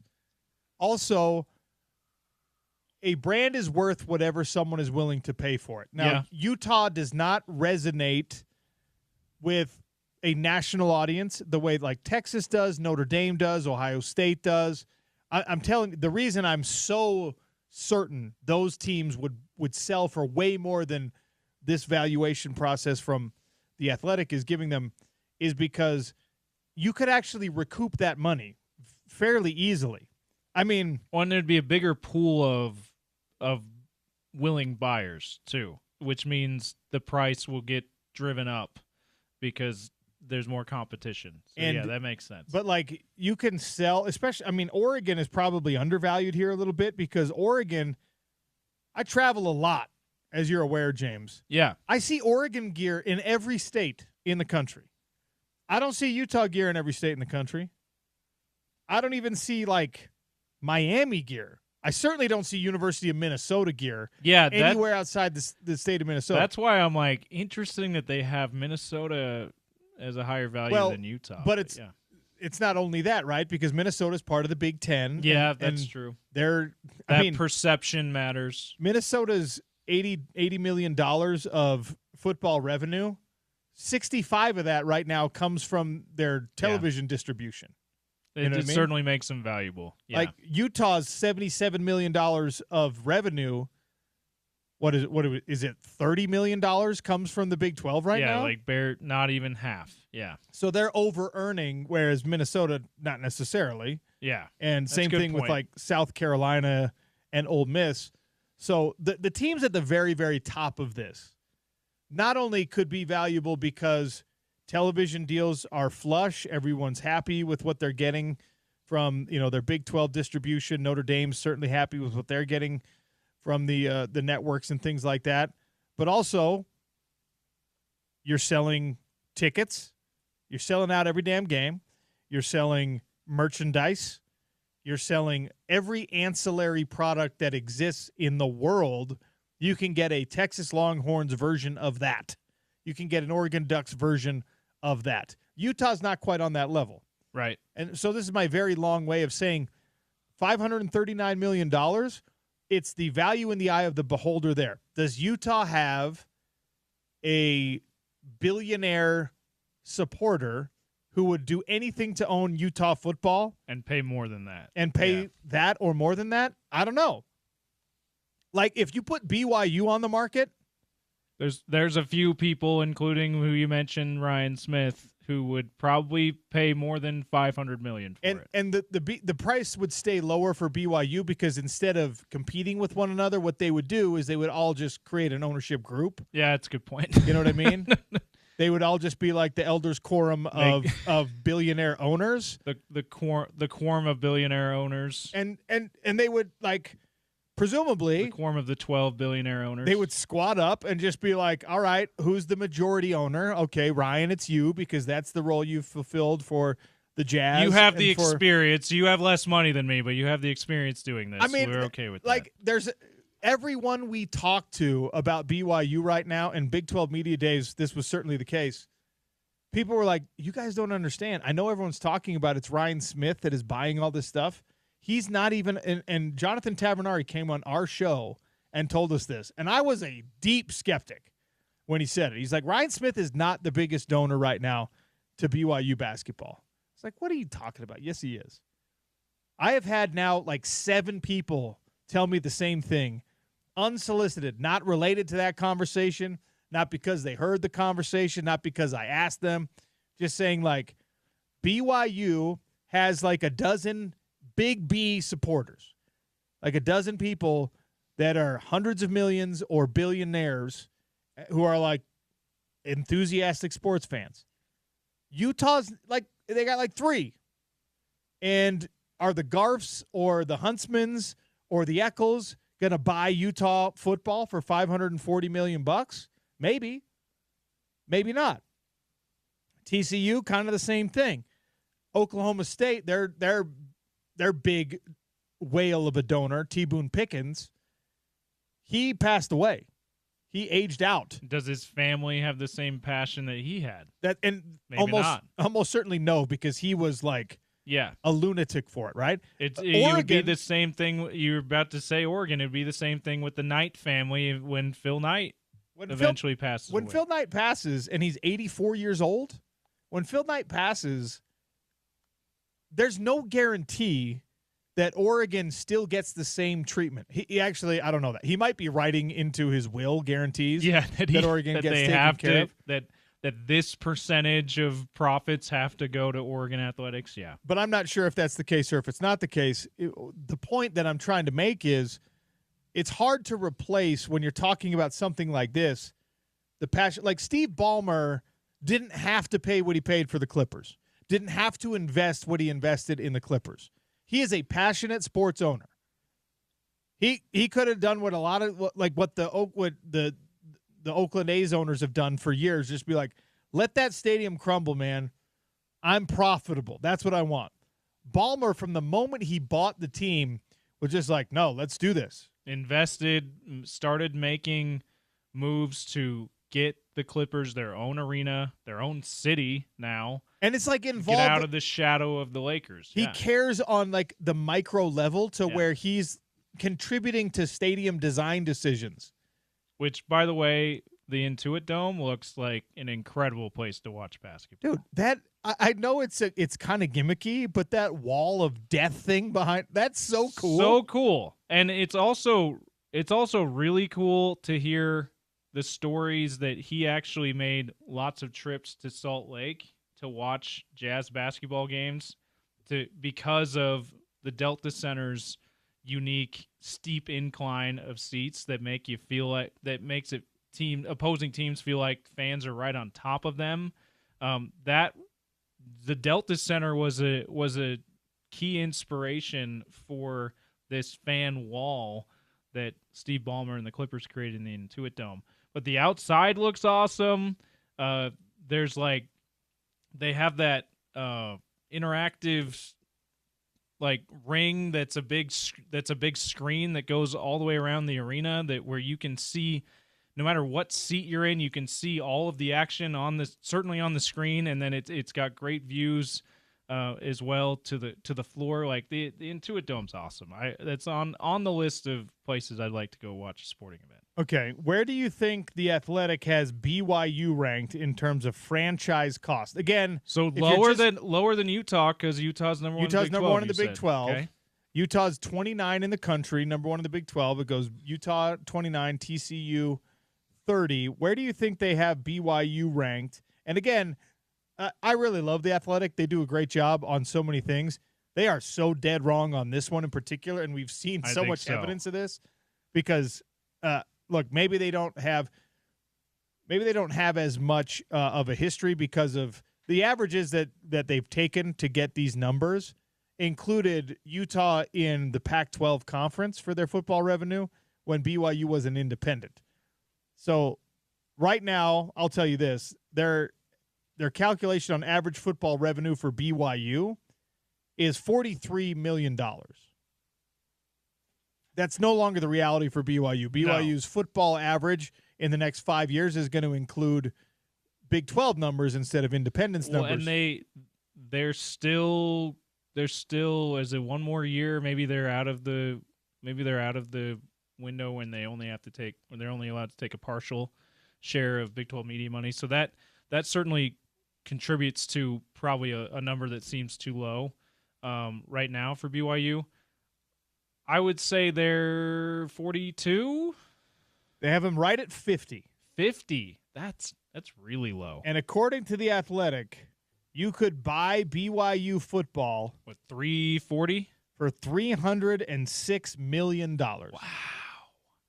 See that's if too low. BYU football was put on the market as a professional sports franchise, $306 million, that is snatched up like an old recliner you put on the curb with a free sign. It really is. It's And gone. I think the other thing that The Athletic is underestimating, and I'm not pretending that BYU has anything close to the global brand of Texas, Notre Dame, Ohio State, that top three, but it's certainly the biggest global brand in the Big 12 because of BYU TV being in multiple countries, because of the church's reach and global reach around the world, and the amount of sporting events they put on BYU TV alone. Like, people, and the church literally sends young men out to tell them about the church, which means to every corner of the world, Yes. which means that in every corner of the world, those people are going to start hearing about BYU. Maybe not, they're not hearing about it from the missionaries necessarily, but they're going to start hearing about it because I just talked to some Mormon boys. Here's a real question. Like, I think you're really underestimating, and I think nationally we really underestimate the global brand of BYU, which, while, again, not anything close to those top three or anybody really in the top 10 in college football, but certainly the biggest in their conference. $306 million is a bargain basement price. It really is. If you were allowed to buy BYU football as a franchise, that is what this article from The Athletic has attempted to do, assign a pro sports franchise value to every program in Power 4 football, and that, of course, includes the private universities like Notre Dame that don't have an affiliation. The cheapest one you could buy, this is number 60 of the teams that they ranked.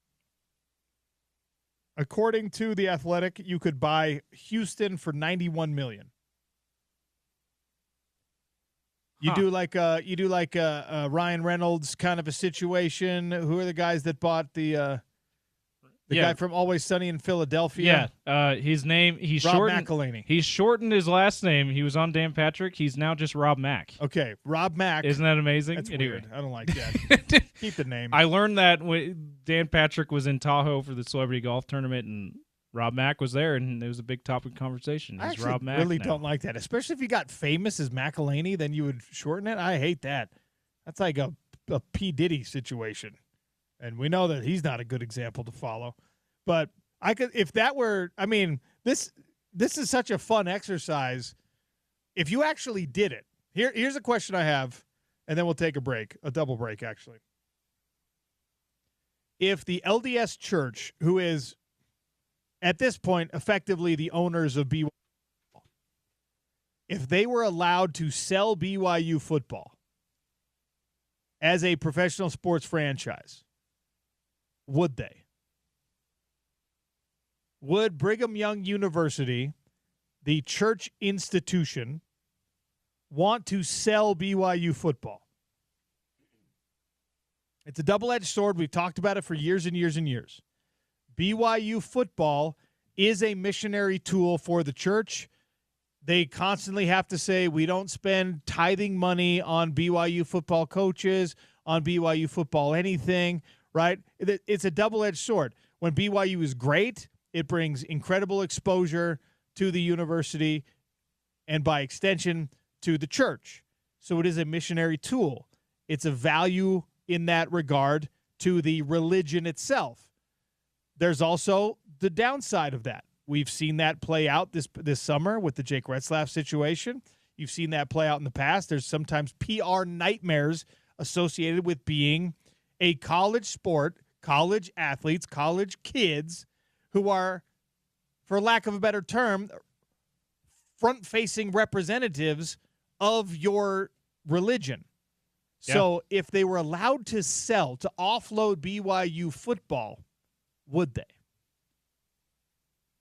Oh man, I think that they might for the right price. I think that they might. Spence Checketts has been good about this, or good on this for, a long time in talking about the people who run BYU, as in the leaders of the Church of Jesus Christ of Latter-day Saints, apostles, 70s, whatever, whoever you want to name, that are integral in running that university at the highest levels. They don't care about the sports like the fans do of BYU, right? Like the coaches and the people in the athletic department. So I think that if they were given $500 million, I think that they probably would say, hey, yeah, you can take our football team, because it's just not their priority. As big of a missionary tool it can be, it's just not the priority. That's right. So I think they would. And there would be plenty of big money donors right now that would probably say, all right, we'll take it off your hands. We'll still keep it, kosher. Honor code is still going to apply on some level. We won't let the guys grow beards. But that would be really interesting to see, because, I don't know that every school would want to. For the right amount of money, every university would say yes. But I think BYU is one of those that it's a more complicated conversation because of what the team and the brand means to the religion.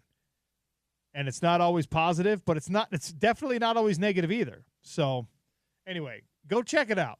The Athletic College Football Program Valuation Rankings based on revenue history and things like that. They have gone through and they have assigned a pro franchise value to every college football program. The highest ranked in the country is Texas. The highest ranked in the Big 12 is your Utes, interestingly enough. Got to take a double one here. We'll come back and go between the pipes with Adrian Denny talking some Utah Mammoth, baby, on your home of the Utes. ESPN 700, 92.1 FM, proud part of Utah's ESPN radio network.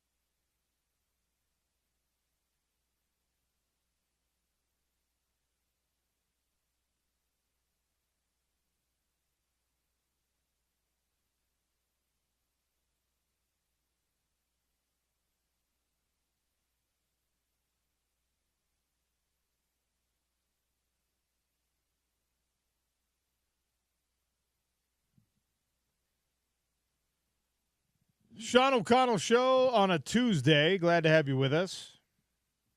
If you've missed any point of the show today, you can find it in the on-demand section at ESPN700sports.com. Download the ESPN 700 app and check it out there as well. You can watch the YouTube stream from there these days. ESPN 792 FM are welcoming Eric Church to the Delta Center October 23rd. Tickets are on sale right now, and Spence Checketts is giving away tickets later today. So listen 2 to 6 for your chance to win a pair of those tickets.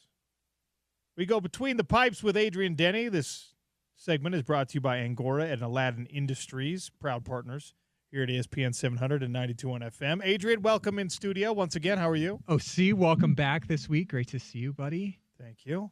I'm glad to be back. We were just talking during the break. It's a luxury. It's so fun to be able to go see the world, but the travel gets wild. How long it takes, and how much sleep you either get or don't get on those airplanes. But anyway, you were very enthusiastic to come in and start bench cut some nuts.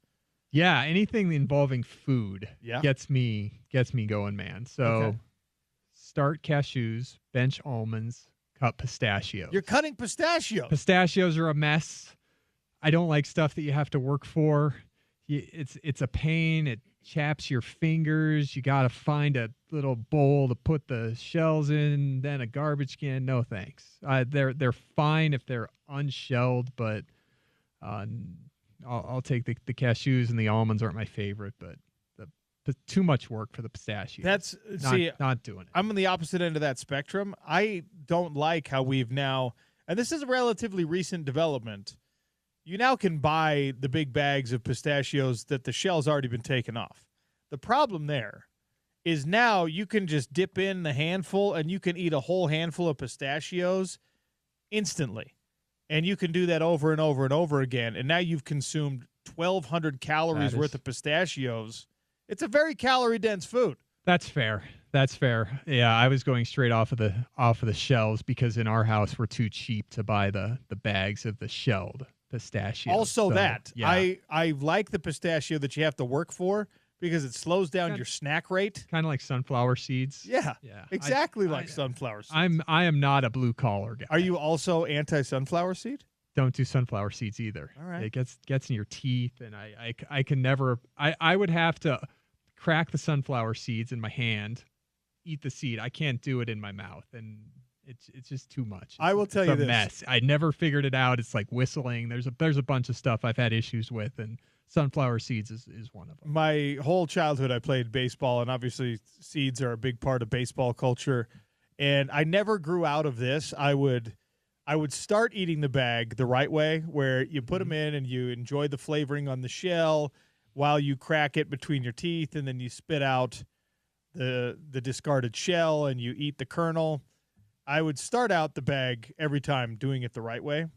And because I'm lazy or I'm impatient or I'm just an irritable individual in general, I would eventually just chew and swallow the whole seed with the shell intact and everything. I would stop with the cracking and the separating and the spitting, and I would just munch the whole thing. And I don't think that's good for you. I've done that too, and it's just there's just better stuff that I enjoy more as a snack, and as I said, the blue collar stuff is tough for me. But one thing I will do, along the same lines of sunflower seeds and playing ball, my thing is I'll take like 5 pieces of gum and chomp on them. Just a whole Just a wad? I'll do that. Yeah, that's kind of my weird quirk with. That is a weird quirk, like Adrian. That. Yeah, you can ask my family. Like just a giant ball of gum. You'll get the little container of Mentos gum. Yeah, I'll take like 7 at a time, and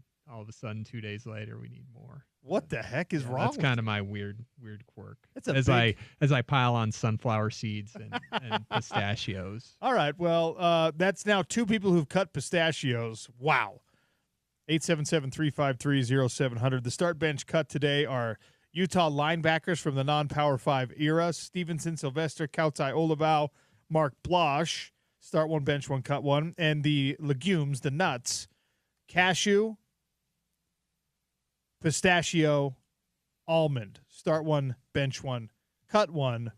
I recused peanuts from the conversation because peanuts are the GOAT. You have to start peanuts because you can't get rid of peanut butter. You can't get rid of peanut butter and chocolate. You can't get peanuts are just honey roasted peanuts. You always have to have peanuts on hand. Anyway, should we talk some Utah Mammoth? You got it, man. Since we last talked, the schedule was released.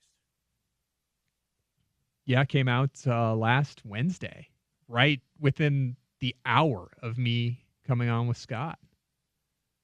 Any particular stretches in there or quirks of the schedule that drew your fancy? I think the thing that can benefit the Mammoth OC is how road heavy the schedule is to start. 18 to 29 on the road to start, but 24 of the final 40 are at home. And I look at that.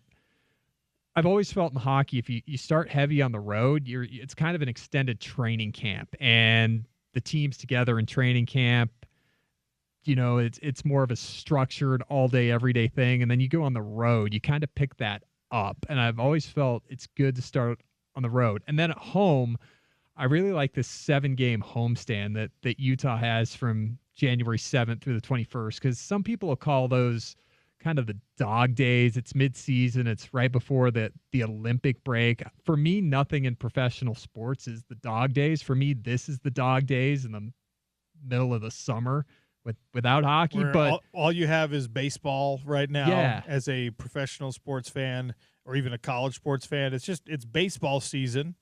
And if you're waiting for football season, you're waiting for hockey season, you're waiting for basketball season, that's exactly what you're doing. You're waiting. Yeah. So for me, January 7th to the 21st is great.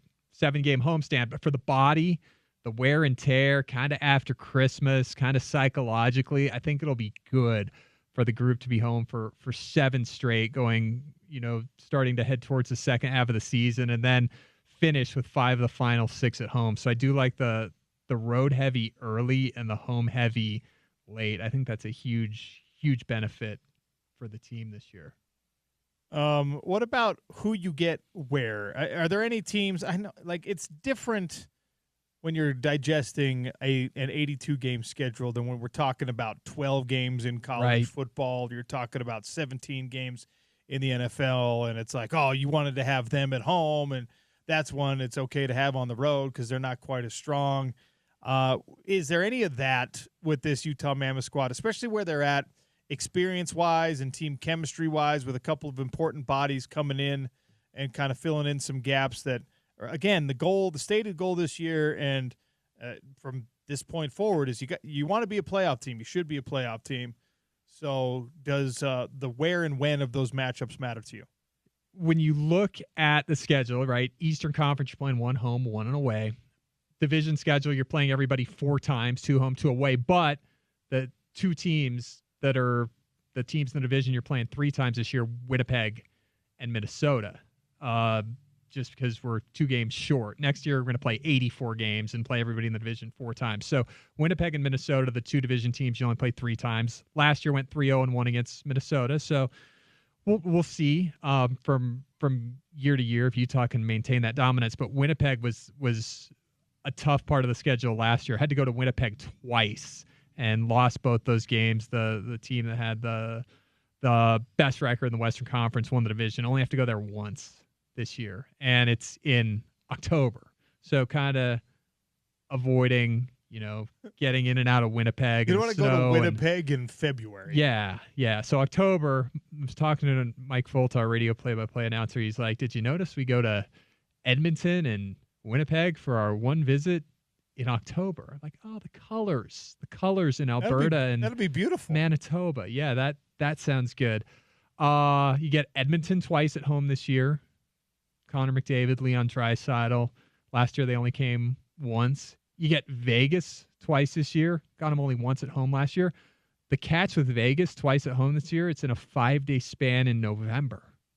So don't go far in November if you want to watch the Vegas Golden Knights, because it's one chance. By the way, for people who are not familiar and maybe wondering why we're talking about cold weather in certain places when it's summertime, Winnipeg is the coldest major city in North America. It is the coldest place you can go. So if you are trying to go there in January or February, that's not pleasant for anyone. Even people in Manitoba don't want that. Here's how you know a city might have some climate challenges in the winter in terms of temperature. Cities like Minneapolis, Winnipeg, Des Moines, Iowa, to add them to it because it's right off the top of my head, they have these tunnel systems. They have these walkways. Yeah, the skywalks from building to building. Yes. Yes, they have those in Winnipeg, and I'm pretty sure Edmonton too. They have them in Calgary. Yeah, because they don't want people to have to go outside even to walk from like door to door. Right. Yeah. It's like Vegas for different reasons. You know, Vegas, you never have to go outside. And I'm always the guy, OC, in the hallway system in the tunnel that screws something up and has to go outside, cross the street, and then figure out how to get back inside to the tunnel system. And you are not built for the cold. No, I don't do well in the cold. We found that out back here in Salt Lake this year with the first year back. Negative 44, by the way. Negative 44 Celsius is the coldest temperature ever recorded in Winnipeg. Which still, for the folks that don't have their converter charts right out or on the app, that's still well below zero.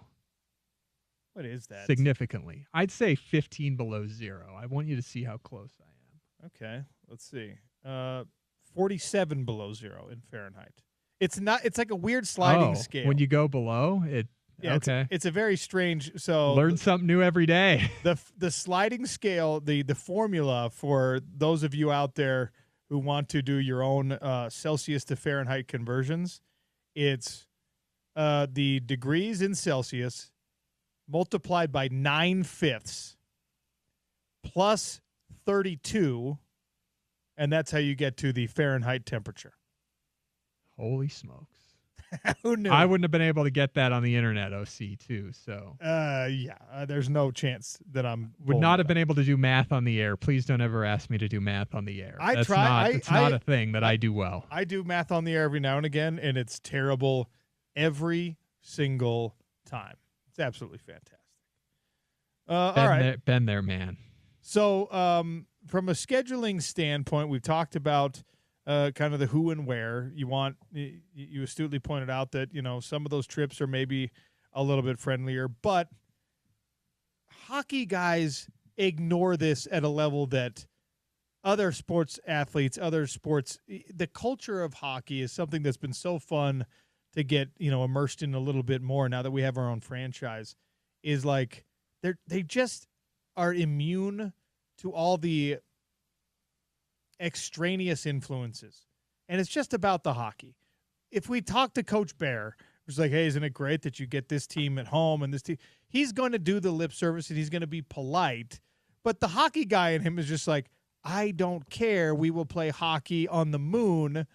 And that's really something that permeates teams, franchises, players, the whole culture.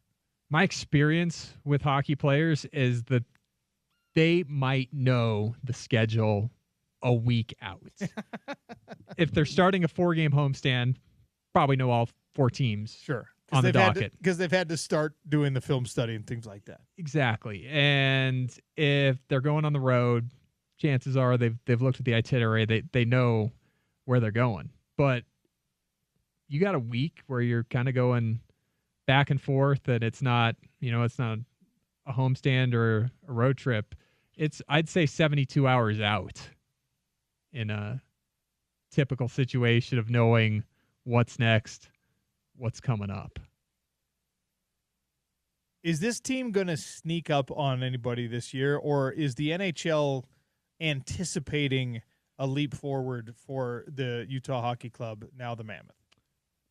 That's one thing that Andre Tourigny pointed out last year that was starting to happen. It was the first year in Utah, but it was the 4th year with this group in the process that Bill Armstrong started. And he's like, we're not getting the backup goalie every single night. Guys are matching up against Keller, Schmaltz, and Cooley, right? And Gunther. Like, they're starting to notice that. And sometimes when you're the team at the bottom of the standings, you might not get the backup goalie, but you get the team looking, well, we're in Vegas tomorrow night. And you kind of get the look-ahead game from the other team. You can go in and outwork them and kind of take advantage of it. And didn't see a lot of backup goalies last year, and didn't see a lot of teams on look-ahead games, even though we had a lot of teams with the proximity either coming from Vegas on a back-to-back or going to Vegas on a back-to-back. I will tell you one thing. We did see Tampa Bay on kind of an off day, and it was the only time that it happened all year. And Tampa Bay was headed to Vegas on the first half of back-to-back. Their backup goalie, I can't remember the exact circumstance, but it was health-related, wife having a baby related, something like that. And so Utah got their American Hockey League goalie playing in the NHL for the first time in almost a decade, and you could tell because they were saving the starter for Vegas the next afternoon at 5:00, and you could tell that Tampa Bay it wasn't the best we've ever seen Tampa Bay, which was the next week when we went there and lost 8-0. But in this particular game, kind of a look-ahead game. Only time it happened all year. Got the minor league goalie and got a team that was headed to Vegas after an afternoon game. But not something that this team's going to be counting on in the 2025-2026 cycle. You're going to get a good shot from everyone because teams now look at this franchise as a more developed room, and I think, especially with some of the moves they made, probably just a more talented roster overall. Totally, yeah. Not going to have any games where you can just kind of, got the backup goalie tonight. They're headed to Vegas.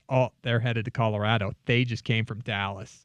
It's going to be pretty even in terms of what you get when you're a rebuilding team, and that's a couple freebies, maybe more. Have you decided who is going to be like you're in the early part of the season, and obviously it can develop and change, but the new addition to this franchise that you're like, I need to watch every minute of every shift for that particular individual? I think Brandon Tanev. Bill Armstrong said in the press conference right after signing him, he was told that he's going to come here and Tanev's going to be a cult hero. And he's got long hair. He's got his world famous headshot that he took that the folks on radio can Google, Brandon Tanev headshot, and take a look at his annual picture day in the National Hockey League. But he's going to be a guy, I think, a lot like Spicy Tuna, Liam O'Brien, that plays with a lot of energy, and fans at Delta Center fed off the energy, and it's kind of who we are here in Salt Lake. As much as I just said at the beginning of our segment, I'm not a blue collar guy in any stretch, but kind of resonates with starting with Jerry Sloan, teams that go out and work, right? And Brandon Tanev's going to be a guy that's going to play with a lot of energy. He's going to go out and work. And I think he'll be a fan favorite, maybe before Headshot Day. Can you be in the NHL? Can you be that gritty, physical, classic, you spit your teeth out and keep playing type team, and also fill up the net as much as you need to win at elite level in today's NHL? Yeah, and a lot of times that leads to it. Because guys like Brandon Tanev are going to go to the net. They're going to put their big body in front of the net, and they're not going to care that it was hard to get there, that they had to lay out a couple hits, that they had to take a couple hits. But it also is going to free up space when you have Tanev, Liam O'Brien, Jack McBain, Lawson Krause out there kind of bumping guys for your skill guys to get a better offensive look. I know I talked to you about this the last time, but based on continued conversation and knowing what we know which I guess is limited, of the new cats that came over from Russia and the new draft picks and a recovering Tijagindla. Is there going to be a wunderkind on the roster this year? Are any of those guys in that age category, that prospect category, going to make a permanent home on the NHL roster and be on the ice every night? The player that I'm the most excited about is Daniil Boot, and he was taken 12th overall behind Simashev, was taken 6th overall in 2023. And the reason I'm so excited about Daniil Boot is because he's something we could use right now. He's 6'6". Bill Armstrong's compared him to Tage Thompson, who's a guy that plays for Buffalo, who has 2 40-goal seasons, a high 20-goal season, and a 30-plus goal season in the last 4 years. And for Bill to say Daniil Boot and Tage Thompson in the same sentence, to me, kind of raised my antennas. So I'm really excited to see him coming out of Russia. KHL won the championship. It's arguably second, third best league in the world. It's a pro league. He's not coming out of juniors. He's not coming out of college. He's coming from pro to pro. And I think that's what we need the most is size and scoring. And so you have Simashev. He's defenseman. Got a lot of D. We're deep on D. Don't have to rush him into anything. You got Tijagindla coming off that injury, but looked great at Def Camp. Colbo Dwayne is another guy that really was a star at development camp a couple weeks ago, drafted in the first round last year, that I think folks see as a guy that can come in and play that bruiser, physical skill role. That is Between the Pipes with Adrian Denny, brought to you by Angora and Aladdin Industries, proud partners of ESPN 700, and our hockey coverage, Utah Mammoth. That season's not that far away either. We haven't started our official countdown the way we have with the Utes, but that will be soon enough. And Adrian, you probably know how many days exactly. Man, Steve Klauke, who is my idol, who called the Bees, the late Stingers, Buzz, late Steve Klauke, would always have everything down to a number. And I'm not that. Me so neither. What is it, 36 days till football? 39. 39, okay. So till Utah football. So Utah football.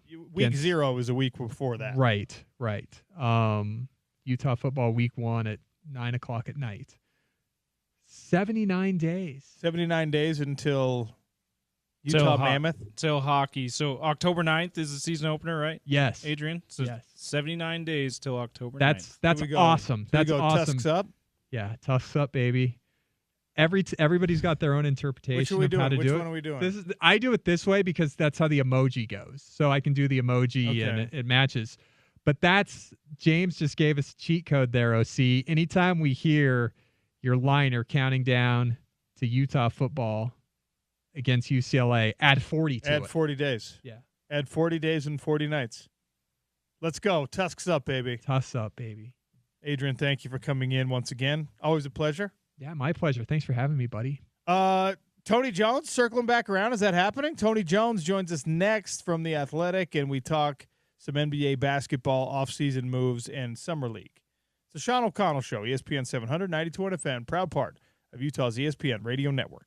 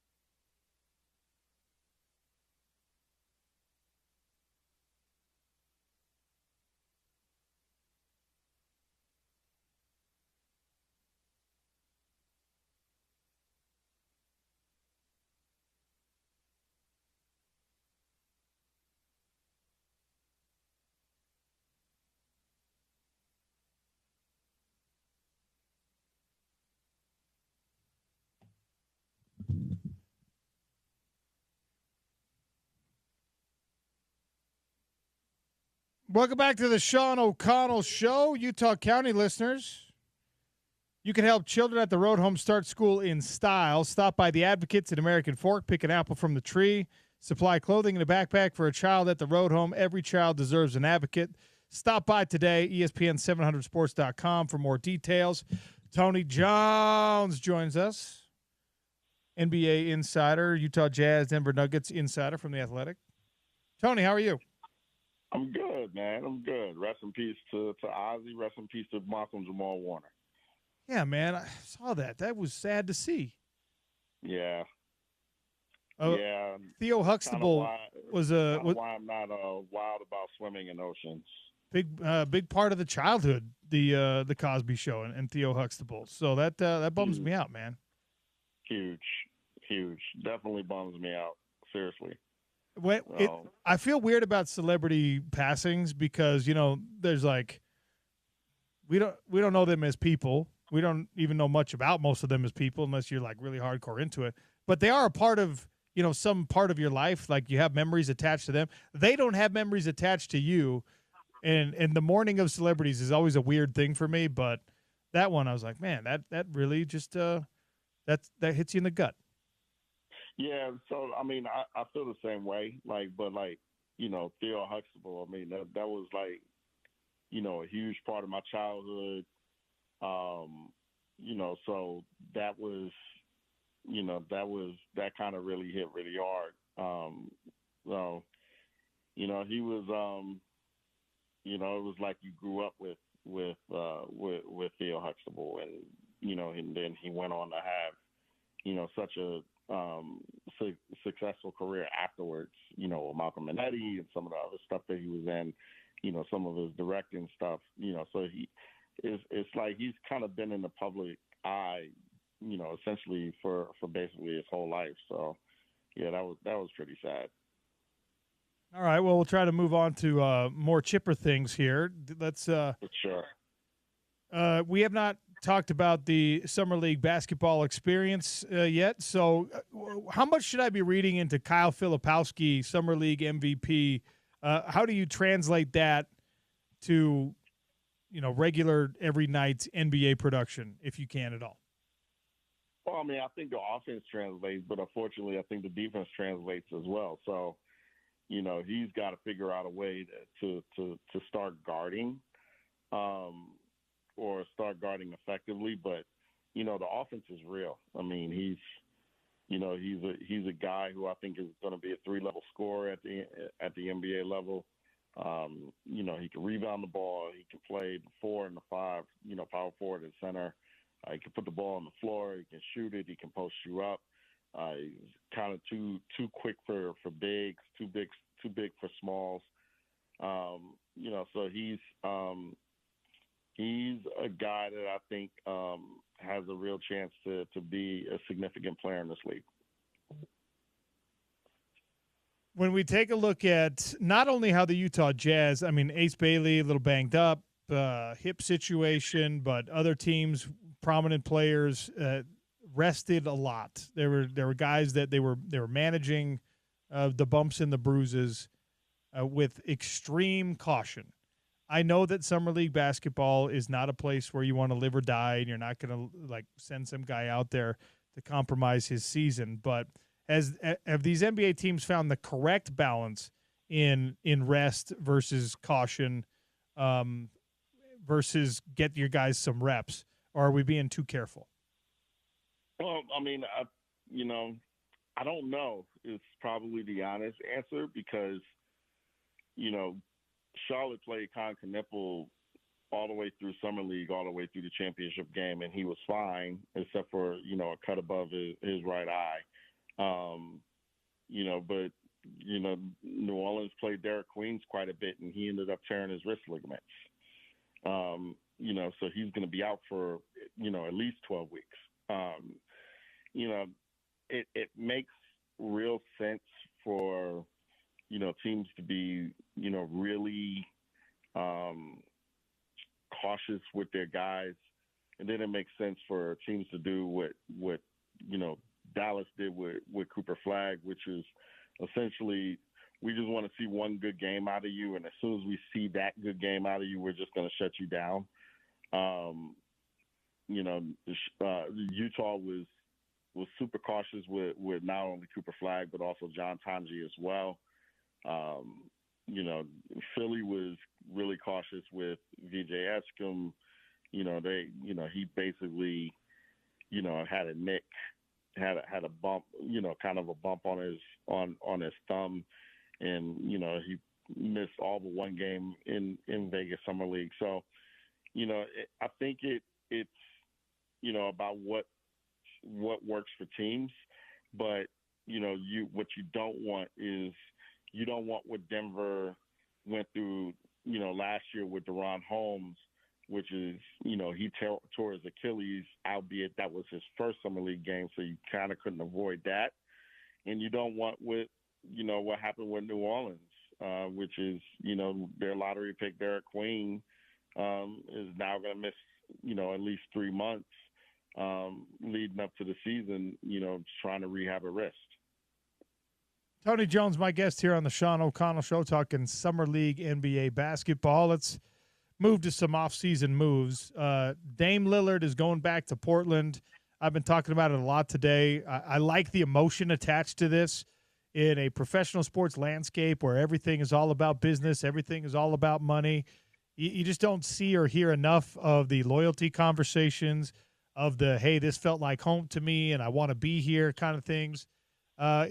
Damian Lillard back to Portland. What was your reaction? My man left the nest, went out, saw that the grass wasn't greener on the other side, and spun the block and went home. You know, obviously, you know, Dame is a real family-oriented guy. So, you know, he really struggled, you know, in Milwaukee. I feel, you know, ironically, probably the only other place he would have felt, you know, relatively at home at other than Portland is Utah. You know, but he went back, you know, we'll see what happens in terms of a competitive situation, whether he has an opportunity to compete at the highest level as he ends his career with the Trailblazers. You know, but I think, you know, they're going to be more competitive than, you know, people think. You know, they have a lot of young talent that they did not have when Dame was there. They have a lot of assets that they did not have when Dame was first there. You know, so it's going to be a different team that he comes back to. But, you know, it's definitely a feel-good story, and it's definitely, you know, going to be a tearjerker, you know, whenever he steps on the court for Portland again for the first time in their second stint. You know, that's going to be kind of must-see TV. So, you know, I'm happy for him because, you know, I think that, you know, personally he really struggled in Milwaukee, just kind of being away from his children. And, you know, now I think that, you know, he gets to go back and he gets to be with his children and he gets to be with, you know, most of his immediate family that's still in the Portland area. So that's going to be good for him mentally. And, you know, we'll see how it works out for him physically as well. In a perfect world, how different is the on-court role for him to what it was the first time we saw him in a Blazers uniform? Well, you know, Scoot Henderson's going to be there, so it's going to be, you know, interesting to see what that dynamic is. And, you know, Shaedon Sharpe is there. Obviously, Drew Holiday is there as well. So, you know, I don't know that, you know, he's going to come back to a starting spot. You know, we don't know how he's going to come back at 36, 37 years old from the Achilles, you know, in and of itself. But, you know, his job this year should be to mentor Scoot Henderson on the intricacies of playing point guard. Scoot's got a lot of physical ability, but doesn't really know how to play the position. And I think that Dame can help him, you know, figure out the nuances of being a point guard at the NBA level. And I think that Scoot needs that. So he can be tremendously impactful and important to what Portland does, by not even stepping on the floor this season. So, and then, if he could come back, and then if he can mesh, if he's playing like the best version of himself, whatever that looks like, post Achilles, and then, all of a sudden you're looking at a pretty good backcourt for Portland. Chris Paul to L.A. Does it work? It works because I think Chris is self-aware enough to know, what he's walking into. I think that he realizes that he's probably going to be the fifth guard in that rotation. The first four guards being obviously James Harden and Bradley Beal, and then Chris Dunn and Bogdanovich. So Chris is 40, is in his 21st season. He can still play. That's the good thing. He's still capable of going out there and playing 25 minutes a night. But, this team isn't going to need him to play 25 minutes a night. And I know that he realizes that. And I think that he realizes, that he's there to be the fifth guard, which means there are going to be some nights where he doesn't play all that much. There might be some nights where he doesn't play at all. But, in realizing that the Clippers on the whole, are a bunch of 30 to 35-year-olds who aren't going to play 82 games. So everybody's going to end up playing at some point, which is why they have, 11 guys who are capable of playing 20 to 25 minutes a game. So, I think the better question will be who plays during the playoffs. But, during the regular season, there's going to be a lot of attrition on that roster. Everybody's going to miss games. Nobody's going to play 82 except for maybe Zubats. And, so that means pretty much everybody's going to play, even if everybody doesn't play on opening night. All right, before I let you go, we did a start bench cut today with legumes, with nuts. Peanuts are retired because they're the GOAT. So start one, bench one, cut one. Cashew, almond, pistachio. You start cashew. You bench. Wait a minute. You bench pistachio and you cut almond. Almond is disgusting. That is my exact lineup. Correct. That is correct. Ding, ding, ding. Ding, ding, ding for Tony. Salted cashews are pretty much the GOAT. Absolutely, yes. So good. It actually irritates me how hard it is to find cashew butter and how expensive it is when you find it. But a good salted cashew solves a lot of problems in life. Yes. Yes. Glad to hear that we're lockstep on that one. Absolutely. When I hear people want to start almond, like Gordy Chiesa started almond, and I was like, man, Gordy, what are you doing? You got to cut the almond. Those are terrorists. all respect to Coach, because I love Coach with all my heart, for real. But we might have to look into his background now because of the almond affiliations. That's okay. Coach will tell you his background. Yeah, you don't have to look at anything. He'll tell you all. Just sit down next to him. You'll know. Tony, thank you for jumping on, man. I always appreciate you. No problem. I appreciate you guys. Tony Jones from The Athletic, NBA insider, Utah Jazz insider, Denver Nuggets insider.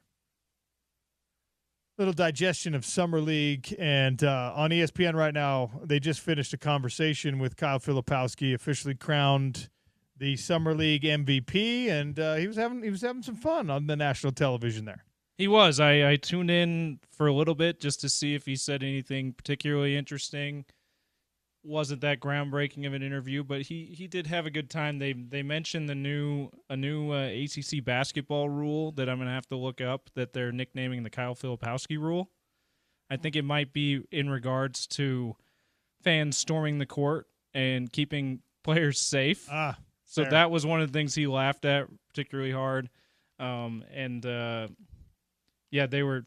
He had said he'd never heard of the NBA Summer League MVP before, but he's honored to be named MVP. You can't make this. Gordy had a whole list of Summer League MVPs. Did. Come on. You don't listen, Kyle? Come on. Yeah, I thought Kyle Filipowski. You don't have to listen to us, but you got to listen to Coach. Was a constant listener to the Sean O'Connell show. I was very sure about that. All right. Do we have tickets to give away today, or are we just doing the? We do. Dirks Bentley tickets today and Big Willie's gift card. All right, $25 to Big Willie's and Dirks Bentley tickets. So you'll be able to stop off at Big Willie's pregame for the concert and then head to Dirks Bentley. That's a great prize. I will ask you a question. We'll talk to Spence Checketts next. The text line phone number is 877-353-0700. Get your texting fingers ready to answer and win on the Sean O'Connell Show on Utah's #1 sports talk, ESPN 700 and 92.1 FM.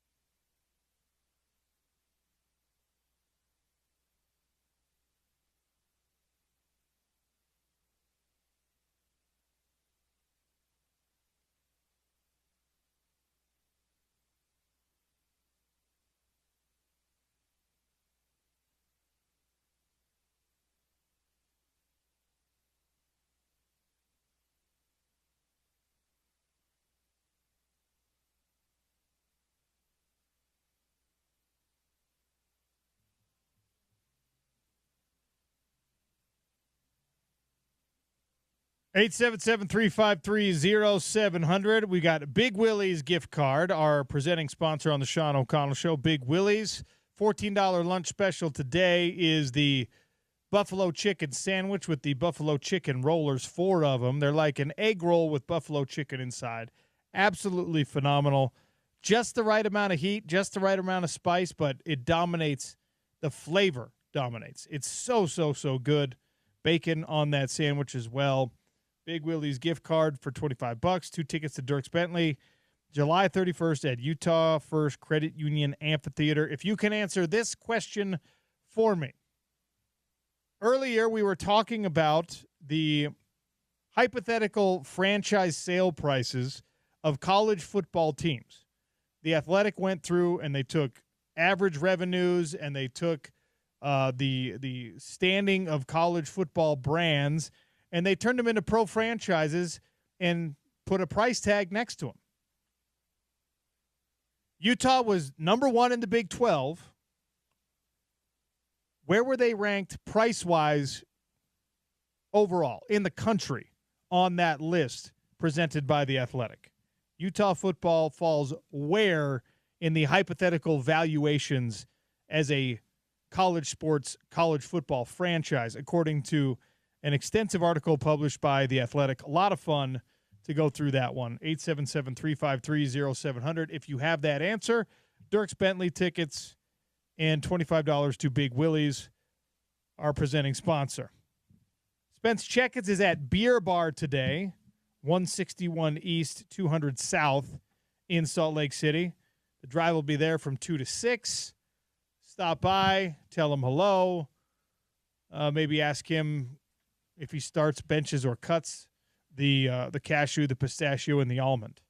If he's listening right now, go ahead and start your show with that start, bench, cut answer, Spence. If you're so inclined, I dare you to start the drive. don't even talking nuts. Don't even say the first thing you say. Pistachios. Start pistachio, cut almond. I'm starting cashews. I'm benching pistachios. I'm cutting almonds. See, this one for me, it's like what we were talking about with Zach Moss in great Utah running backs. Some people had the audacity to cut Zach Moss. I don't think any of our listeners cut Devin Lloyd, but he would fall in when we were talking about linebackers as a guy you can't cut. You can bench him if you want, but you cannot cut him. I think pistachios in this conversation are a can't cut. You can't They're cut a start or a bench, and that's it. Unless, of course, you like nuts for the milk, because I don't even know if there is pistachio milk. I don't think there's pistachio milk. There's pistachio ice cream, but I don't think it has anything to do with the nut. I think that's just pistachio flavoring. Anyway. The one fair point that Adrian brought up is it is a harder one to it involves more work to get to it. You have to, especially if you don't get the unshelled ones, but shelled pistachios is the best way to go, despite the inconvenience. So that's really the only valid reason you might not you might think about cutting them, but I mean, for me it's a can't cut nut. That's fair. That's a great way to end the show. Yeah. Some nut talk. Thank you for listening to the Sean O'Connell Show. Let's do it again tomorrow on Utah's #1 sports talk. Stay tuned for the drive with Spence Checketts coming at you from Beer Bar. Get some brats at Beer Bar. ESPN 700, 92 FM, proud part of Utah's ESPN radio network.